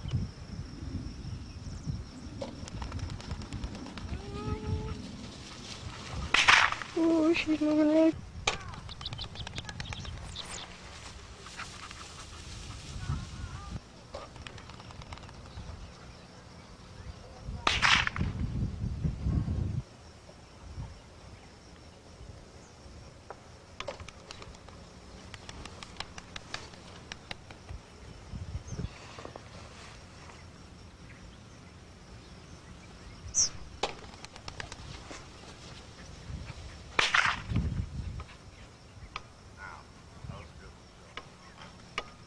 Okay, that was a perfect dog to show an example of a dog that the reaction that she had could have been questionable. She stopped as soon as she heard the shot and she turned around and come directly back, which may not be a problem. It's not a problem yet, but it shows that there could be. So we've got to go back and make sure this is a fact, a case where this is the first time she's been shot over, and that was about 60, 70 yards. And if she showed any signs of being a little bit apprehensive about it, we're not going to do this no more. We're going to make sure and do the 2-man gun reduction with, the throwing the object and shooting from a long distance and getting a good association with it. So that's an example of where you wouldn't shoot over them anymore. And of how small a reaction. Yeah, and I'm not looking for a big reaction. I'm looking for just a little bit. If it's questionable, we're not going to do it. And that was it was probably 60 yards.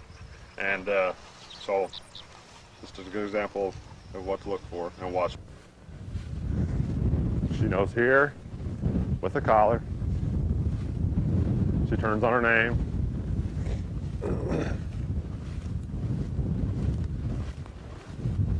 Susie. Susie.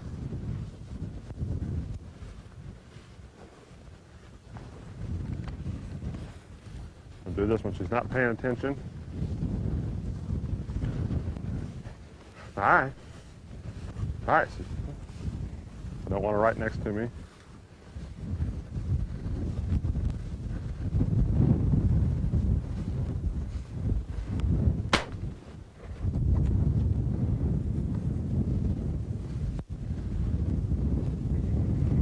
Here. Here, Susie. Good girl. Good dog. Come here. Good dog. Good dog. Yeah.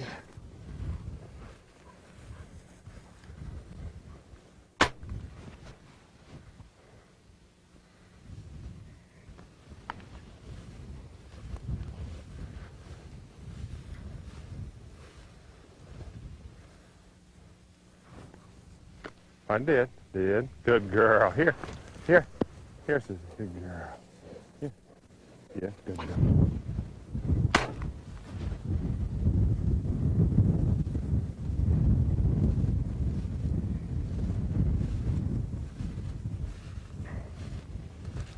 This dog needs some work on her marking ability, but the gun's fine.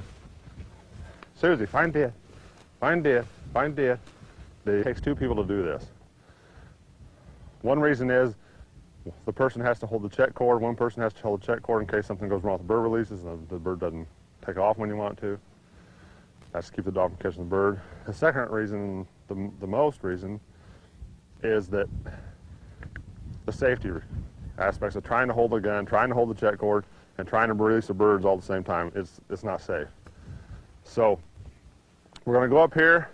The dog's going to smell the bird. She's going to point.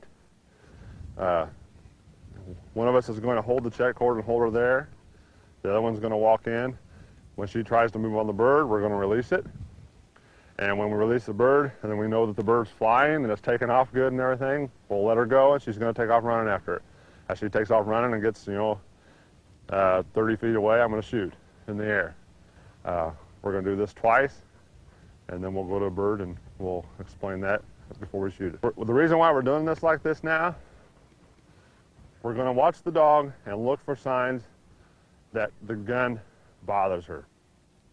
It makes her tail go down, she stops her chase, she turns her, just anything that looks like it's bothering her. Sometimes by doing this with the retrieve, like we've done prior to this, the dog might turn around and look at the gun trying to find something to retrieve because it doesn't associate the gun with the bird in front of her falling. It associates it with the bird behind her to the side of her falling. So when we do this, we're looking to see if there's any bad signs at all. Okay, now Kirk, as soon as she starts to move, I want you to let go of the button. Push the release the bird. Make sure the bird's flying before you let go of that check cord. Okay? Now.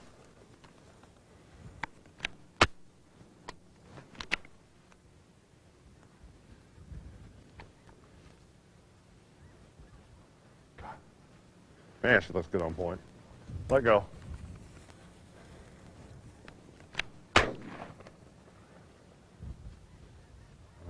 There, she's got it.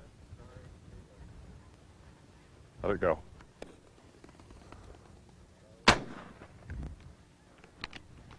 Perfect. I see no signs of anything bothering her at all there. So, we will do this a few times, 3 or 4 times. Make sure everything looks good, and then we'll go shoot one. Okay.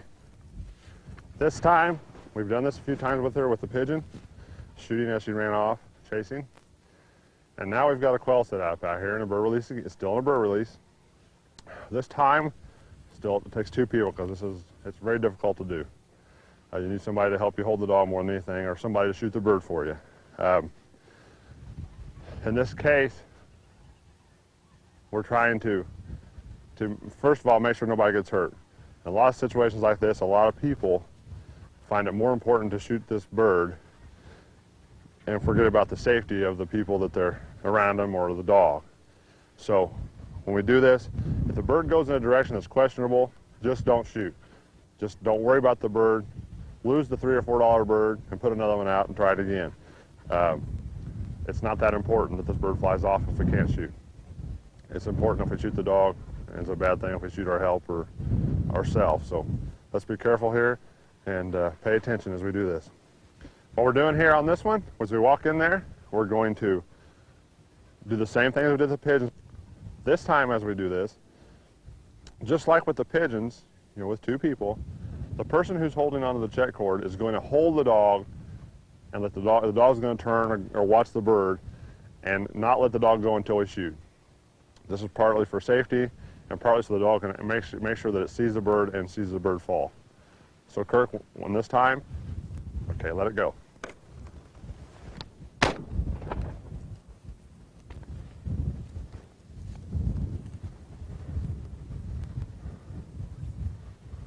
Here, here, here, Susie, here, come here. Good girl. That's a good dog. Yeah. Good dog, Susie. Good girl. Good dog. This is this dog's first bird ever shot for. Make it a big deal. Good dog. Yeah. That's a good dog. Give. All right. Now we would take this dog, continue working with the bird releases, start working on heel and woe. Did where we can woe her in this position, but we'll still keep shooting birds for a few times a week. And she's going to be ready to go hunting real quick.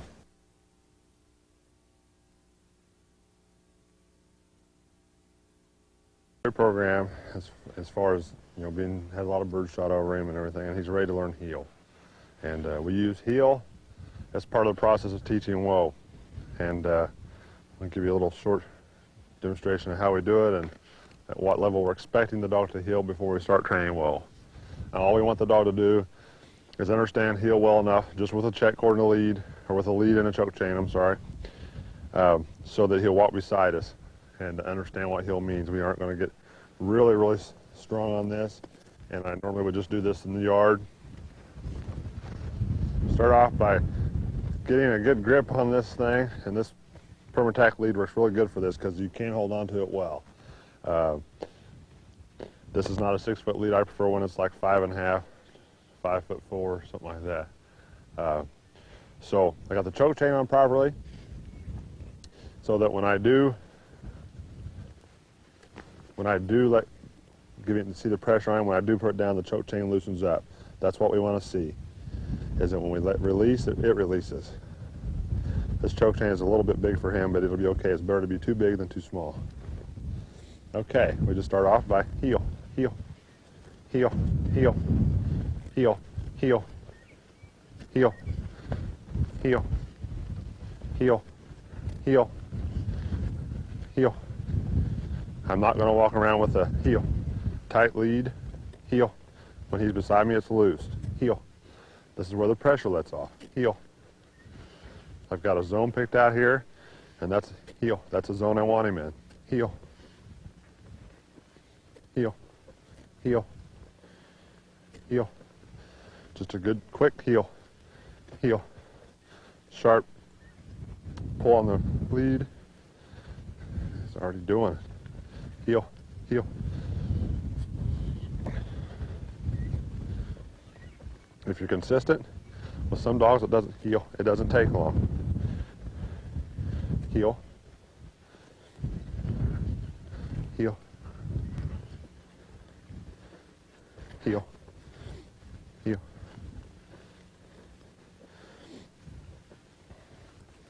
Heel. Heel. They understand it really quick. And this is the first time this dog's ever done this. Heel.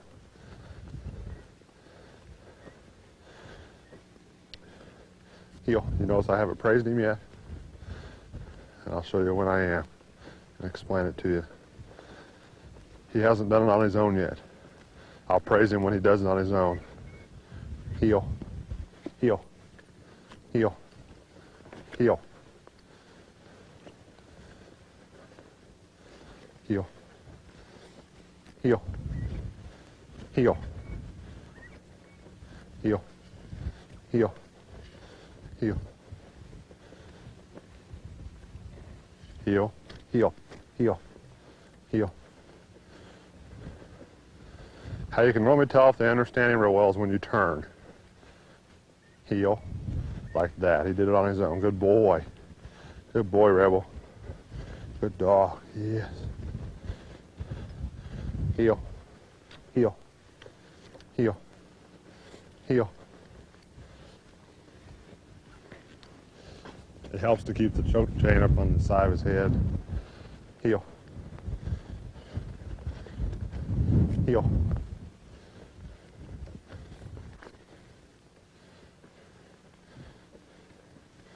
Heel. Heel. through this whole process, we're trying to establish some dominance. Heel.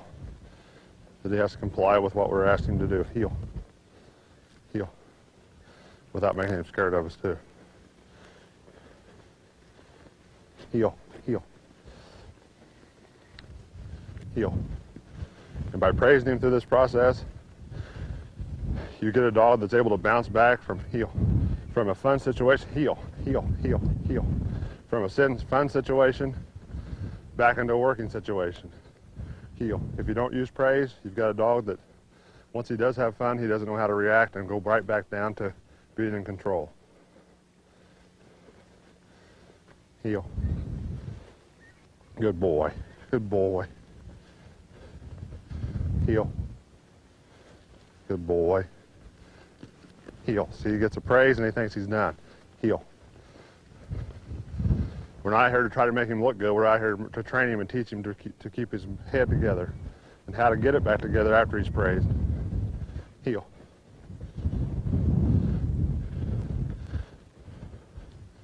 Heel. Heel. Good boy. Heel. Heel.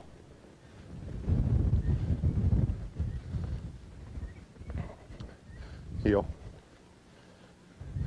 See, his attention is completely on me, and that's what we want to see. Heel. Knows how then he wanted to play. As soon as I said heel on his own, he went back to where he should have been. Heel. Heel. Heel.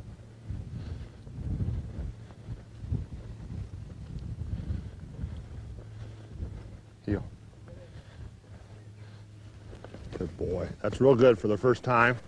I'll quit there. That's enough. I'll do this for 2 or 3 days until he's got it real well, and then we go to the whoa. Here. Shh. Play retrieve. Fetch. Here. Now that you've taught your dog how to heel, now it's time to teach the whoa. In our method, we don't use barrels. We don't use posts. We don't hang them in the tree.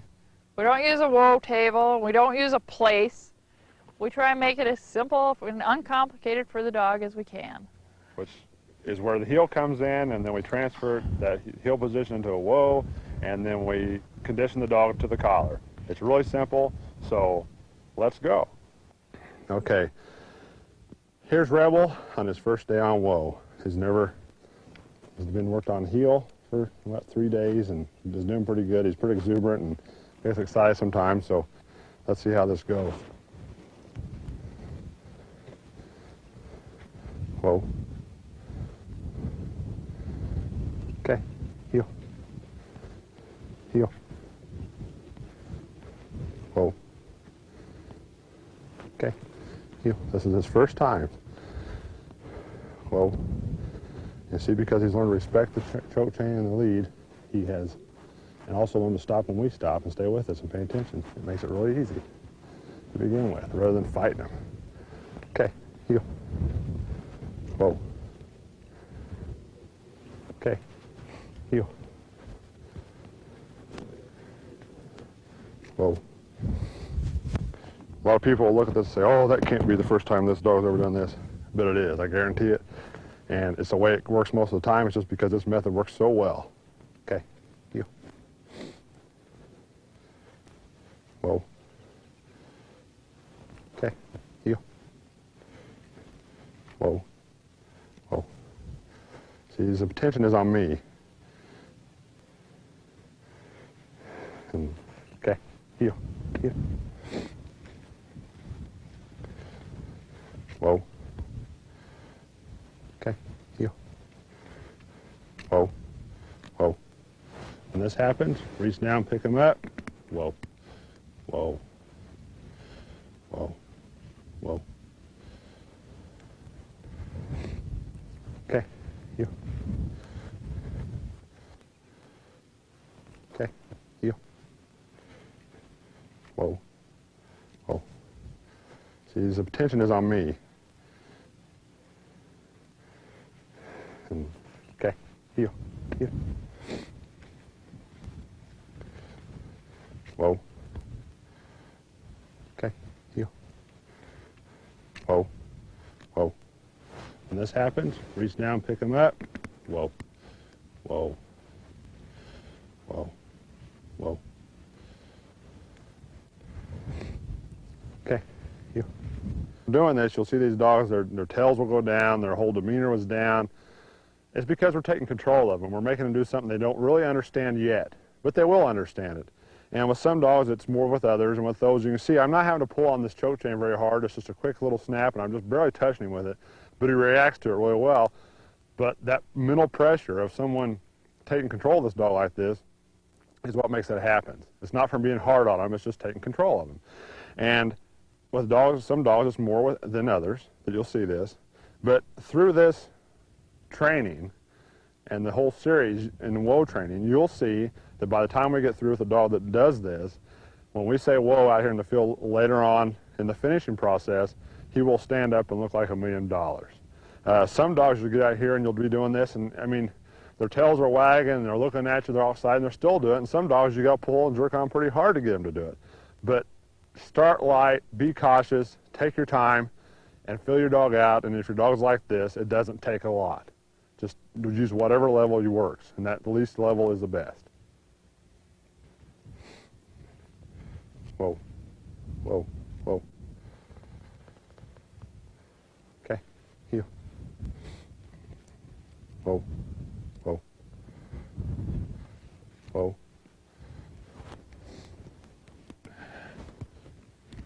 Whoa, whoa, whoa. Okay, heel. Whoa, whoa, whoa. See the reaction when I paw a little harder? That means I can get away with that, whoa, without doing it that way. I don't want to have to do it that way. Okay, heel. Whoa. Good boy, good boy. Now this is the first time on his own, and now he's going to start realizing when I do praise him at this point that this is what he needs to do, and that he'll understand that when I praise him, that's what is expected of him. Okay. By praising these dogs every time you jerk on them, pull on them because they do something because you made them, confuses them because when do they know when it's right? If you only praise them when they've done it right on their own, it's the best way. Sometimes you got to praise them to keep them happy, but normally this works the best. Whoa. You know, he's kind of show he's coming out with this softness now. Whoa.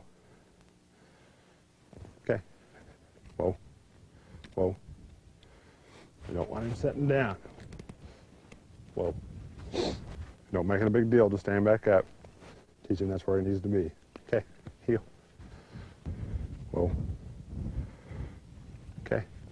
Some dogs just have a strong tendency to sit down anyway. Whoa. They may not even notice it, and they just sit down. Just out in the yard or in their kennel, they just sit down a lot. So they do, this is a place to teach them to stand up on the whoa command. Whoa. Good boy. That's right. Heel. Whoa. Okay. Heel. Whoa. Okay. Heel.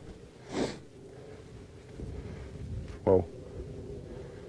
Okay. Heel. Whoa. Notice I'm not expecting this dog heel to stand here for a long time this first day. I just want him to learn to stop on the whoa command. Whoa. Whoa, and that's not stopping. Whoa, whoa. Okay, heel.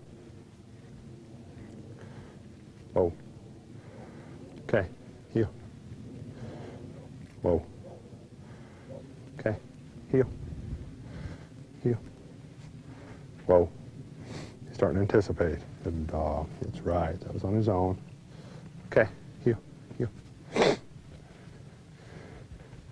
Whoa. Whoa. Okay. Heel. Whoa. Okay. Heel. Whoa. Okay. Whoa. That's right. Okay. Whoa. That's right. Good boy. Okay. Whoa. Good boy. That's right. Good dog. See, he was excited, starting to get excited, and he still stopped and stood there. That was great. Good boy. Hi. In there for today. Fetch. Here. Here. Here. Good boy. Good boy. Good dog. Yeah. All right. Good dog. This is what keeps them happy. That's what makes that tail come back up. This is what they work for. Okay, here's her name's Squirt. This is her second day with the whoa training, and we'll show you what we do. Yesterday she got to the point where when I stopped and said whoa, she had stopped, and let's go through here, and we're going to whoa her, stop her with the choke chain at the same time, and try to take a couple steps in front of her. Heel, heel. Whoa.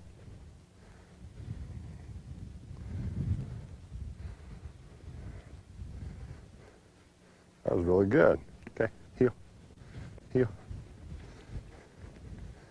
Whoa. Whoa. One little step like that, we're going to give her a little nudge with the choke chain and say whoa again. Okay, for the release is tapping on the head, okay. Tap on the head and then walk. Whoa. That was on her own. Whoa, whoa. None of this dancing around. We don't want to dance around. Make them do it perfect. See, she's trying to anticipate the release. You watch her tail as I come back to her. See, it's like a trigger. So we'll just keep doing this little stuff until she quits anticipating the release. Okay. Heel. Okay, everything's going good here. So my goal today was to be able to walk out in front of her. So now I'm going to move my goal up a little farther with her. I'm going to try to stop her while I keep walking. Until now, I've stopped every time I expected her to stop. Okay, heel, heel. You notice now I'm not trying to pull on her when I'm heeling her. I'm just trying to get her, she knows what heel means, and whoa, whoa. That's pretty good. Whoa. You see how she keys off my voice? This is where I want to praise him too. Okay, heel, but not yet. Heel. See, this is anticipation. Whoa. Whoa. Whoa.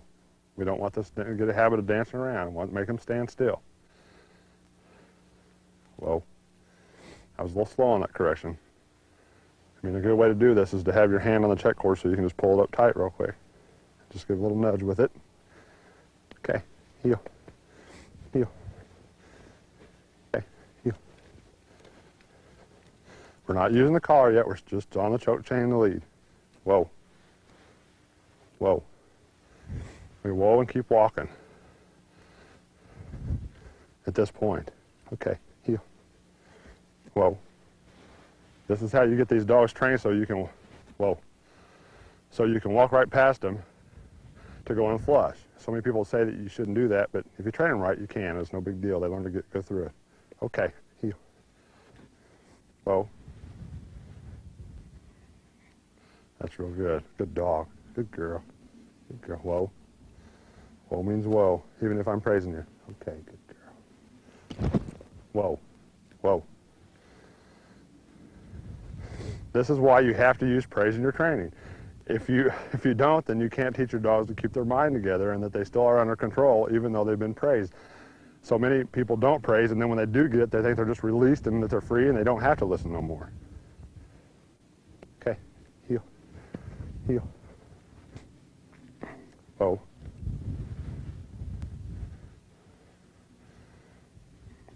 That's right. Whoa. That's right. Okay, heel, heel, heel. You see me doing this is because she's starting to anticipate the whoa.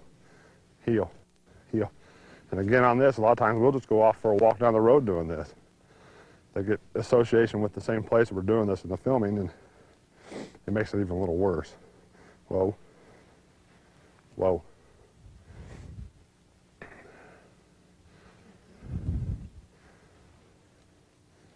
Okay, heel, heel. So you're anticipating. She's trying to do it right. Heel, heel. Whoa. She got 2 steps there. That's pretty good. Whoa. My timing was way off there, trying to talk to you and say whoa at the same time. I pulled on the chain without saying whoa at the right time. Okay, heel. Whoa.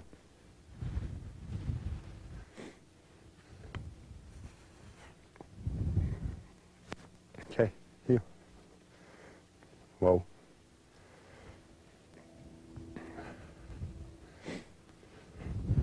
Good dog.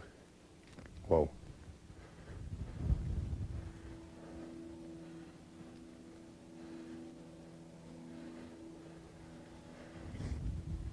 Okay. You'll see this, and this is about the best example we could show is how good it can go. You'll see her and watch her, and she's a quick learner. I mean, it's just, but your dog might be like this, and it's kind of amazing sometimes when they do this, but that's a sign that you're doing things right and that you're making the dog understand really well, and the dog's just a quick learner and paying attention to you. So, okay, here's Wizard, and we want to apologize first for the way he looks. He's a little thinner than we want to see him most of the time. He just got here. He's been home with the breeder, and they've been breeding him, so he's been working pretty hard, and he's kind of worn down a little bit, but we're feeding him back up and getting him to look better. He actually looks better now than he did when he got here. Wizard has been through the whoa training part of the way. He's liking the 3 days, and he's kind of different. He's a really nice dog. He just loves birds. We shoot birds over him. He loves to retrieve. He looks like $1 million on point, and we want to show you how he acts as we're doing this to show our reactions with a dog that's a little soft. And so let's go. Heel. Heel. You notice sometimes he just doesn't pay a lot of attention. He's got his nose to the ground, and whoa, whoa. Okay, heel. Heel.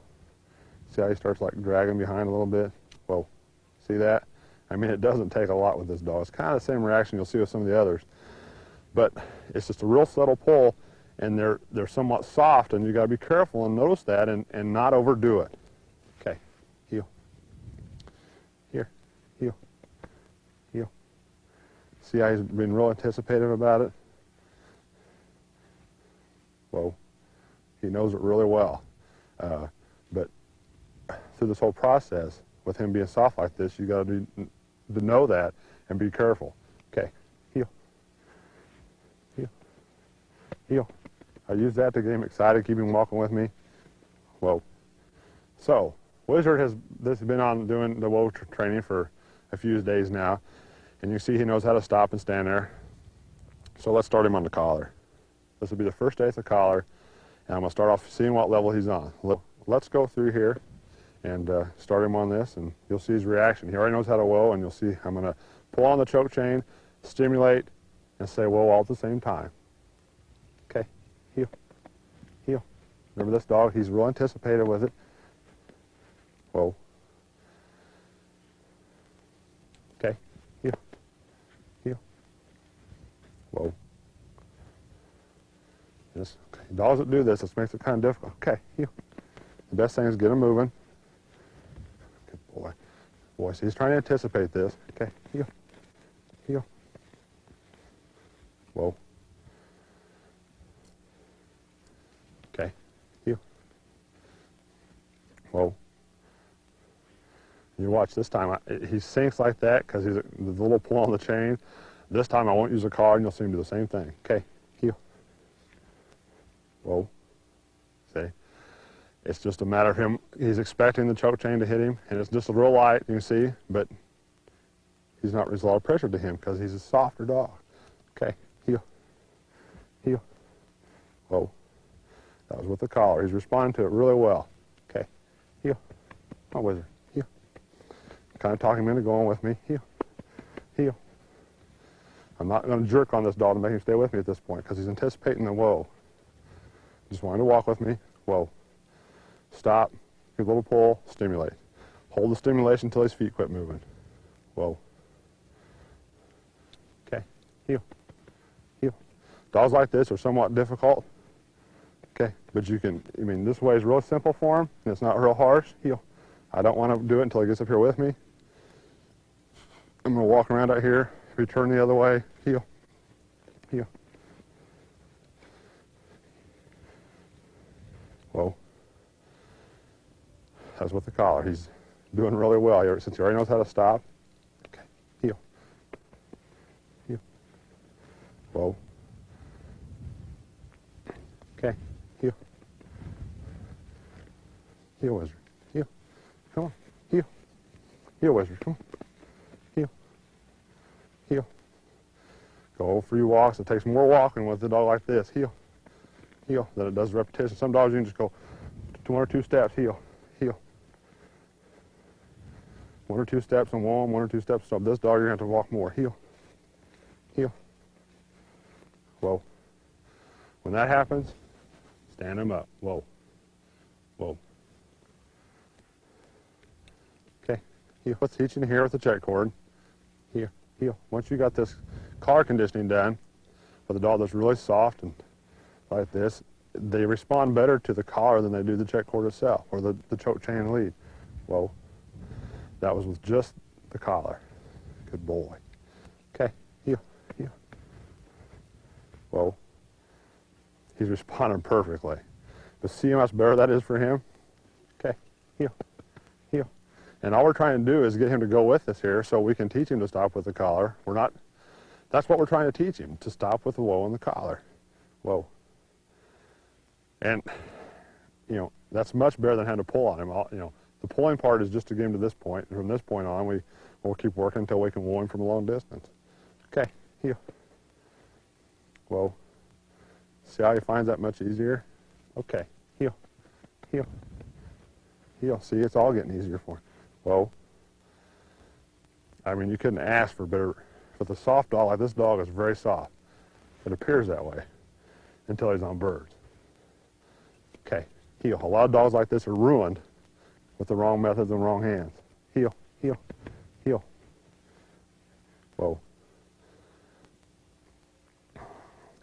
I'm kind of taking advantage of the fact that he stops and I stop. I'm stimulating, stopping, and whoaing all at the same time. Whoa. And as soon as his feet stop, I let off the stimulation. Okay, heel. We'll try a couple more times with the collar. Whoa. Good job. Okay, heel, heel. Whoa. Good boy. All right. Okay. We'll try it without it. Okay. Heel. Whoa. Good boy. Good dog. Okay. Heel. Heel. Heel. Whoa.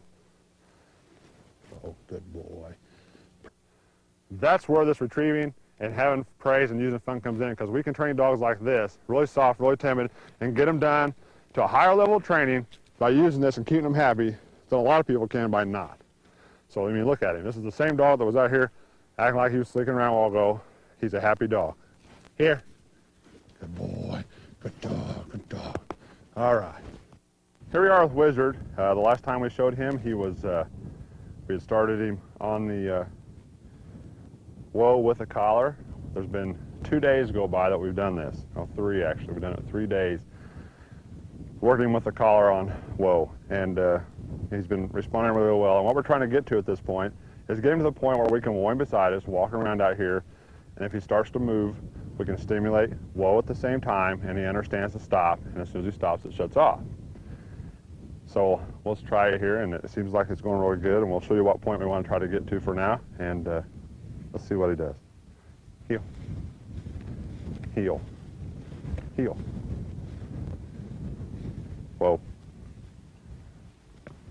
Whoa. Whoa.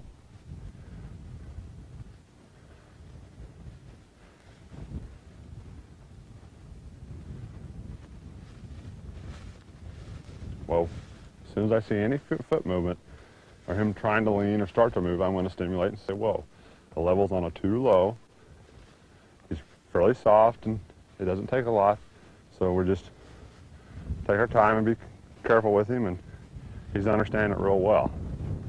We'll do a couple more. Okay, heel, heel.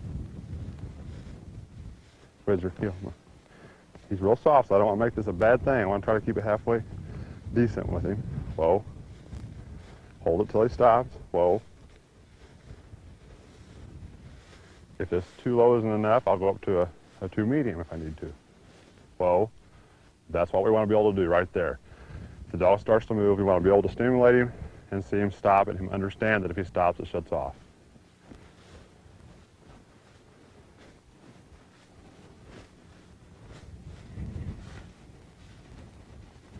And you know, the days prior to this has just been basically starting off with one step, and then 2 or 3, and working it up to where we can do this, and making sure he understands how to respond to stimulation.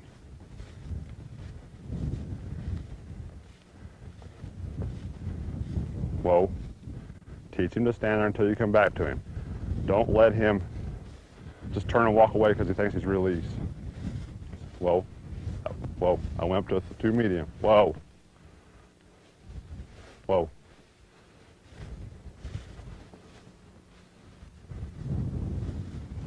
Each time I'm saying whoa, I'm stimulating.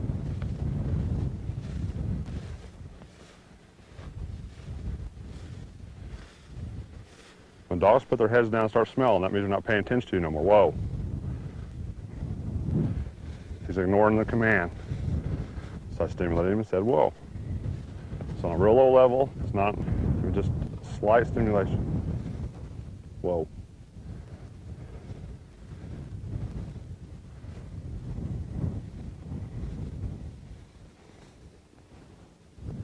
Good boy. Okay. Here. Whoa.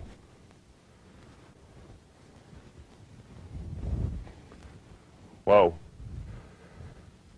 That's what we're trying to get accomplished, is the fact that when I whoa him and stimulate, he'll stop.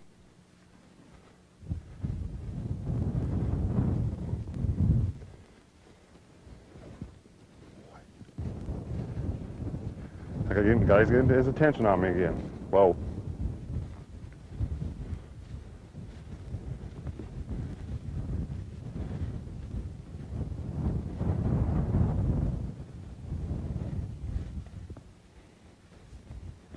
That's real good.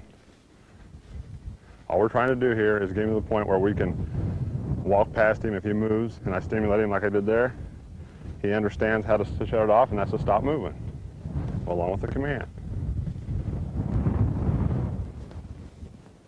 If he starts to move at this point, we're going to stimulate him and say, whoa. If he tries to anticipate, okay, heel, heel, whoa. That was without anything.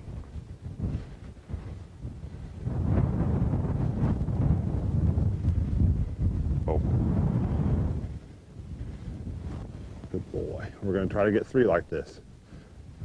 Whoa. He's trying to do it right. He's trying to please me. Really soft dog here. But he's a good dog when you get him around birds. He's really neat. Okay. Heel. Whoa.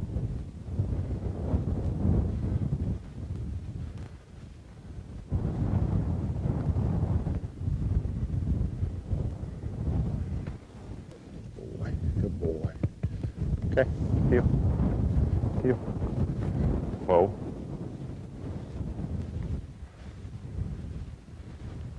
Whoa. That was without any stimulation. Good boy. Okay. All right. Good dog. Good dog. Wizard. Hi. Hi. Hi. Fetch. Here. Here. Good dog. Good boy. Give. Give. Good boy. Good dog. Once you get these dogs to the point where you can do this, you can come out here, whoa, walk around them, and if they move, stimulate, whoa them, they understand it, or if you just say whoa and they stop, that's the point where now we can go in with him. We want to work with him a lot with this, 4 or 5 days, 2 weeks, whatever, and make sure they really understand it. At this point, with some dogs, like with him, possibly a field trial dog, but even a lot of the gun dogs, I don't want to deter his pattern and run around out here by whoa him a lot right now.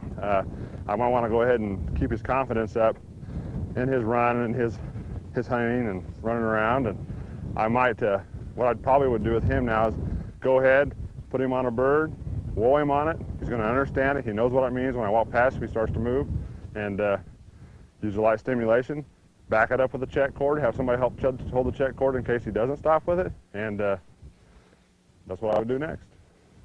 Okay, here we are with Wizard. He's been introduced to birds properly. He's been, worked on the bird releases to the point where we can walk part of the way in on him. He's been introduced to the gun. He's been played with retrieve with almost every day. He's been worked on whoa to the point where we can walk him beside us, say whoa, stimulate him with the collar, and walk around him, and he'll stay there. If he does move, we can give him a light stimulation. He knows to stop. So now it's time to go out here and try this whoa command on a bird. We got a pigeon set up out here, and in a bird release, we got him on a check cord, you can see, and we're going to need one helper someone to hold the dog as I walk in, and if I whoa him and he doesn't stop for some reason, we've still got the check cord. Okay? All right, let's go try it. I'll take him in from the downwind side.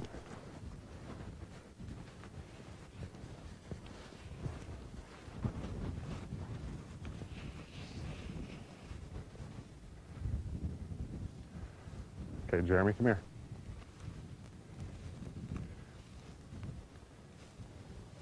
Come here. Take two hands to get a hold of that lead. Hold on tight. Now, just give him a little slack. And if he does move, then you can stop him, but just hold it slack. Whoa. I just stimulated.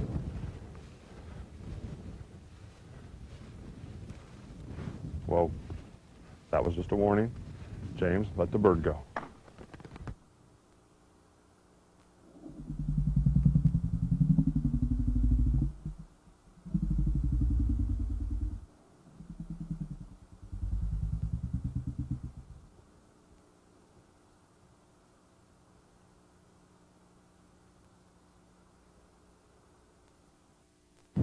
Now let's introduce your dogs to backing. The way we introduce the dogs to backing is similar to introducing your dogs to the bird release. When we set the bird release out and the dogs come in from the downwind side, as soon as they hit scent, the bird pops. That's the whole idea. After doing that a few times, the dog comes in, hits scent, boom, they point because they feel like they're flushing the bird. In this situation, we want them to do the same thing, but instead of doing it by scent now, they're going to do it by sight. As soon as they see the dog standing on point, they should feel like that there's a bird there, and they should feel cautious that they're going to flush the bird. So that's what we do. We bring the dog in a position like this. We've got a terrace right here, and from this side, the dog's low enough that they can't see our false dog standing down there. We'll bring them in where we know they can't smell the bird, and as soon as we can tell that they can see that dog, the bird, we're going to pop it. We're going to pop the bird's going to fly off, and after a few instances of this, the dog will come up here and it'll point too. So there's two things to keep in mind here. And there's two rules not to break. Don't let your dog run over there and find out that's not really a dog. It's just a piece of plastic standing over in the field. And the second thing is don't bring him in on the downwind side. We want him to learn to do this by sight. Don't teach your dog that he has to back from scent. It's got to be by sight. And one other factor is timing. When you bring your dog up here and you feel like he sees that, you'll be able to tell when he sees that other dog and it'll kind of surprise him. That's the second you should let the bird go. It's real important that timing is done correctly. So let's get a dog out here and we'll show you how. Okay, let's take Abby out here and see if we can get her to backing. Standing right here down in this low spot, she cannot see over that terrace, so she can't see that dog. But as soon as we get her over that terrace, we're hoping that she'll notice it right away, and as soon as she does, I'll release the bird. We'll see how many times it takes for her to back and stop and point. So let's go see what she does. Abby, come on.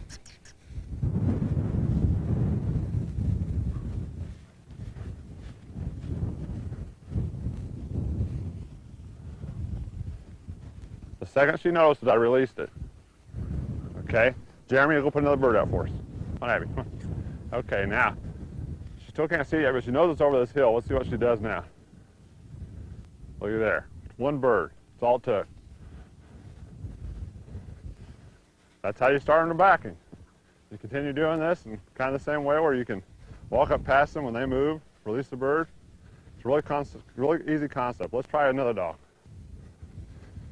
Okay, as soon as she sees it again, we're going to let it go. Just like that. The second she sees it.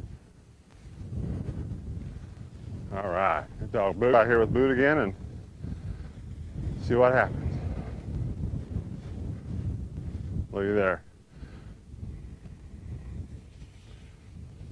The second time I saw the dog. Now, from here on, what I would do is just take it and set it in different places.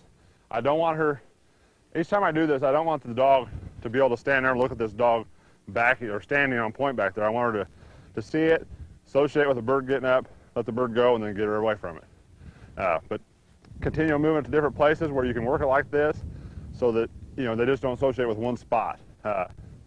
She associated with this spot after the first time, so just go pick different places over, you know, the next few months or however long, whenever you're gonna work it, next few days, and that's how you start them on backing.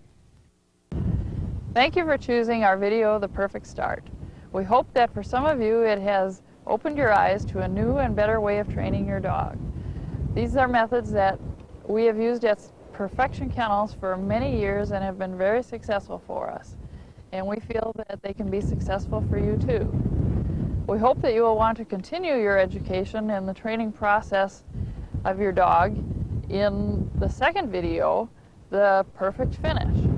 The perfect finish is going to basically take the whoa command and expand on it and perfect the command to a point where you can teach your dog to be stay to wing a shot, stop to flush, to stand and watch walking birds, to back and honor perfectly, to honor through another dog's point, and take you to an above and well beyond where most people ever take their dogs.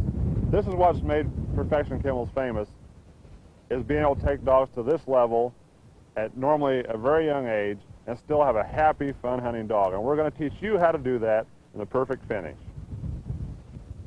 As you watch this video, you've probably noticed you see no sponsors, no endorsements.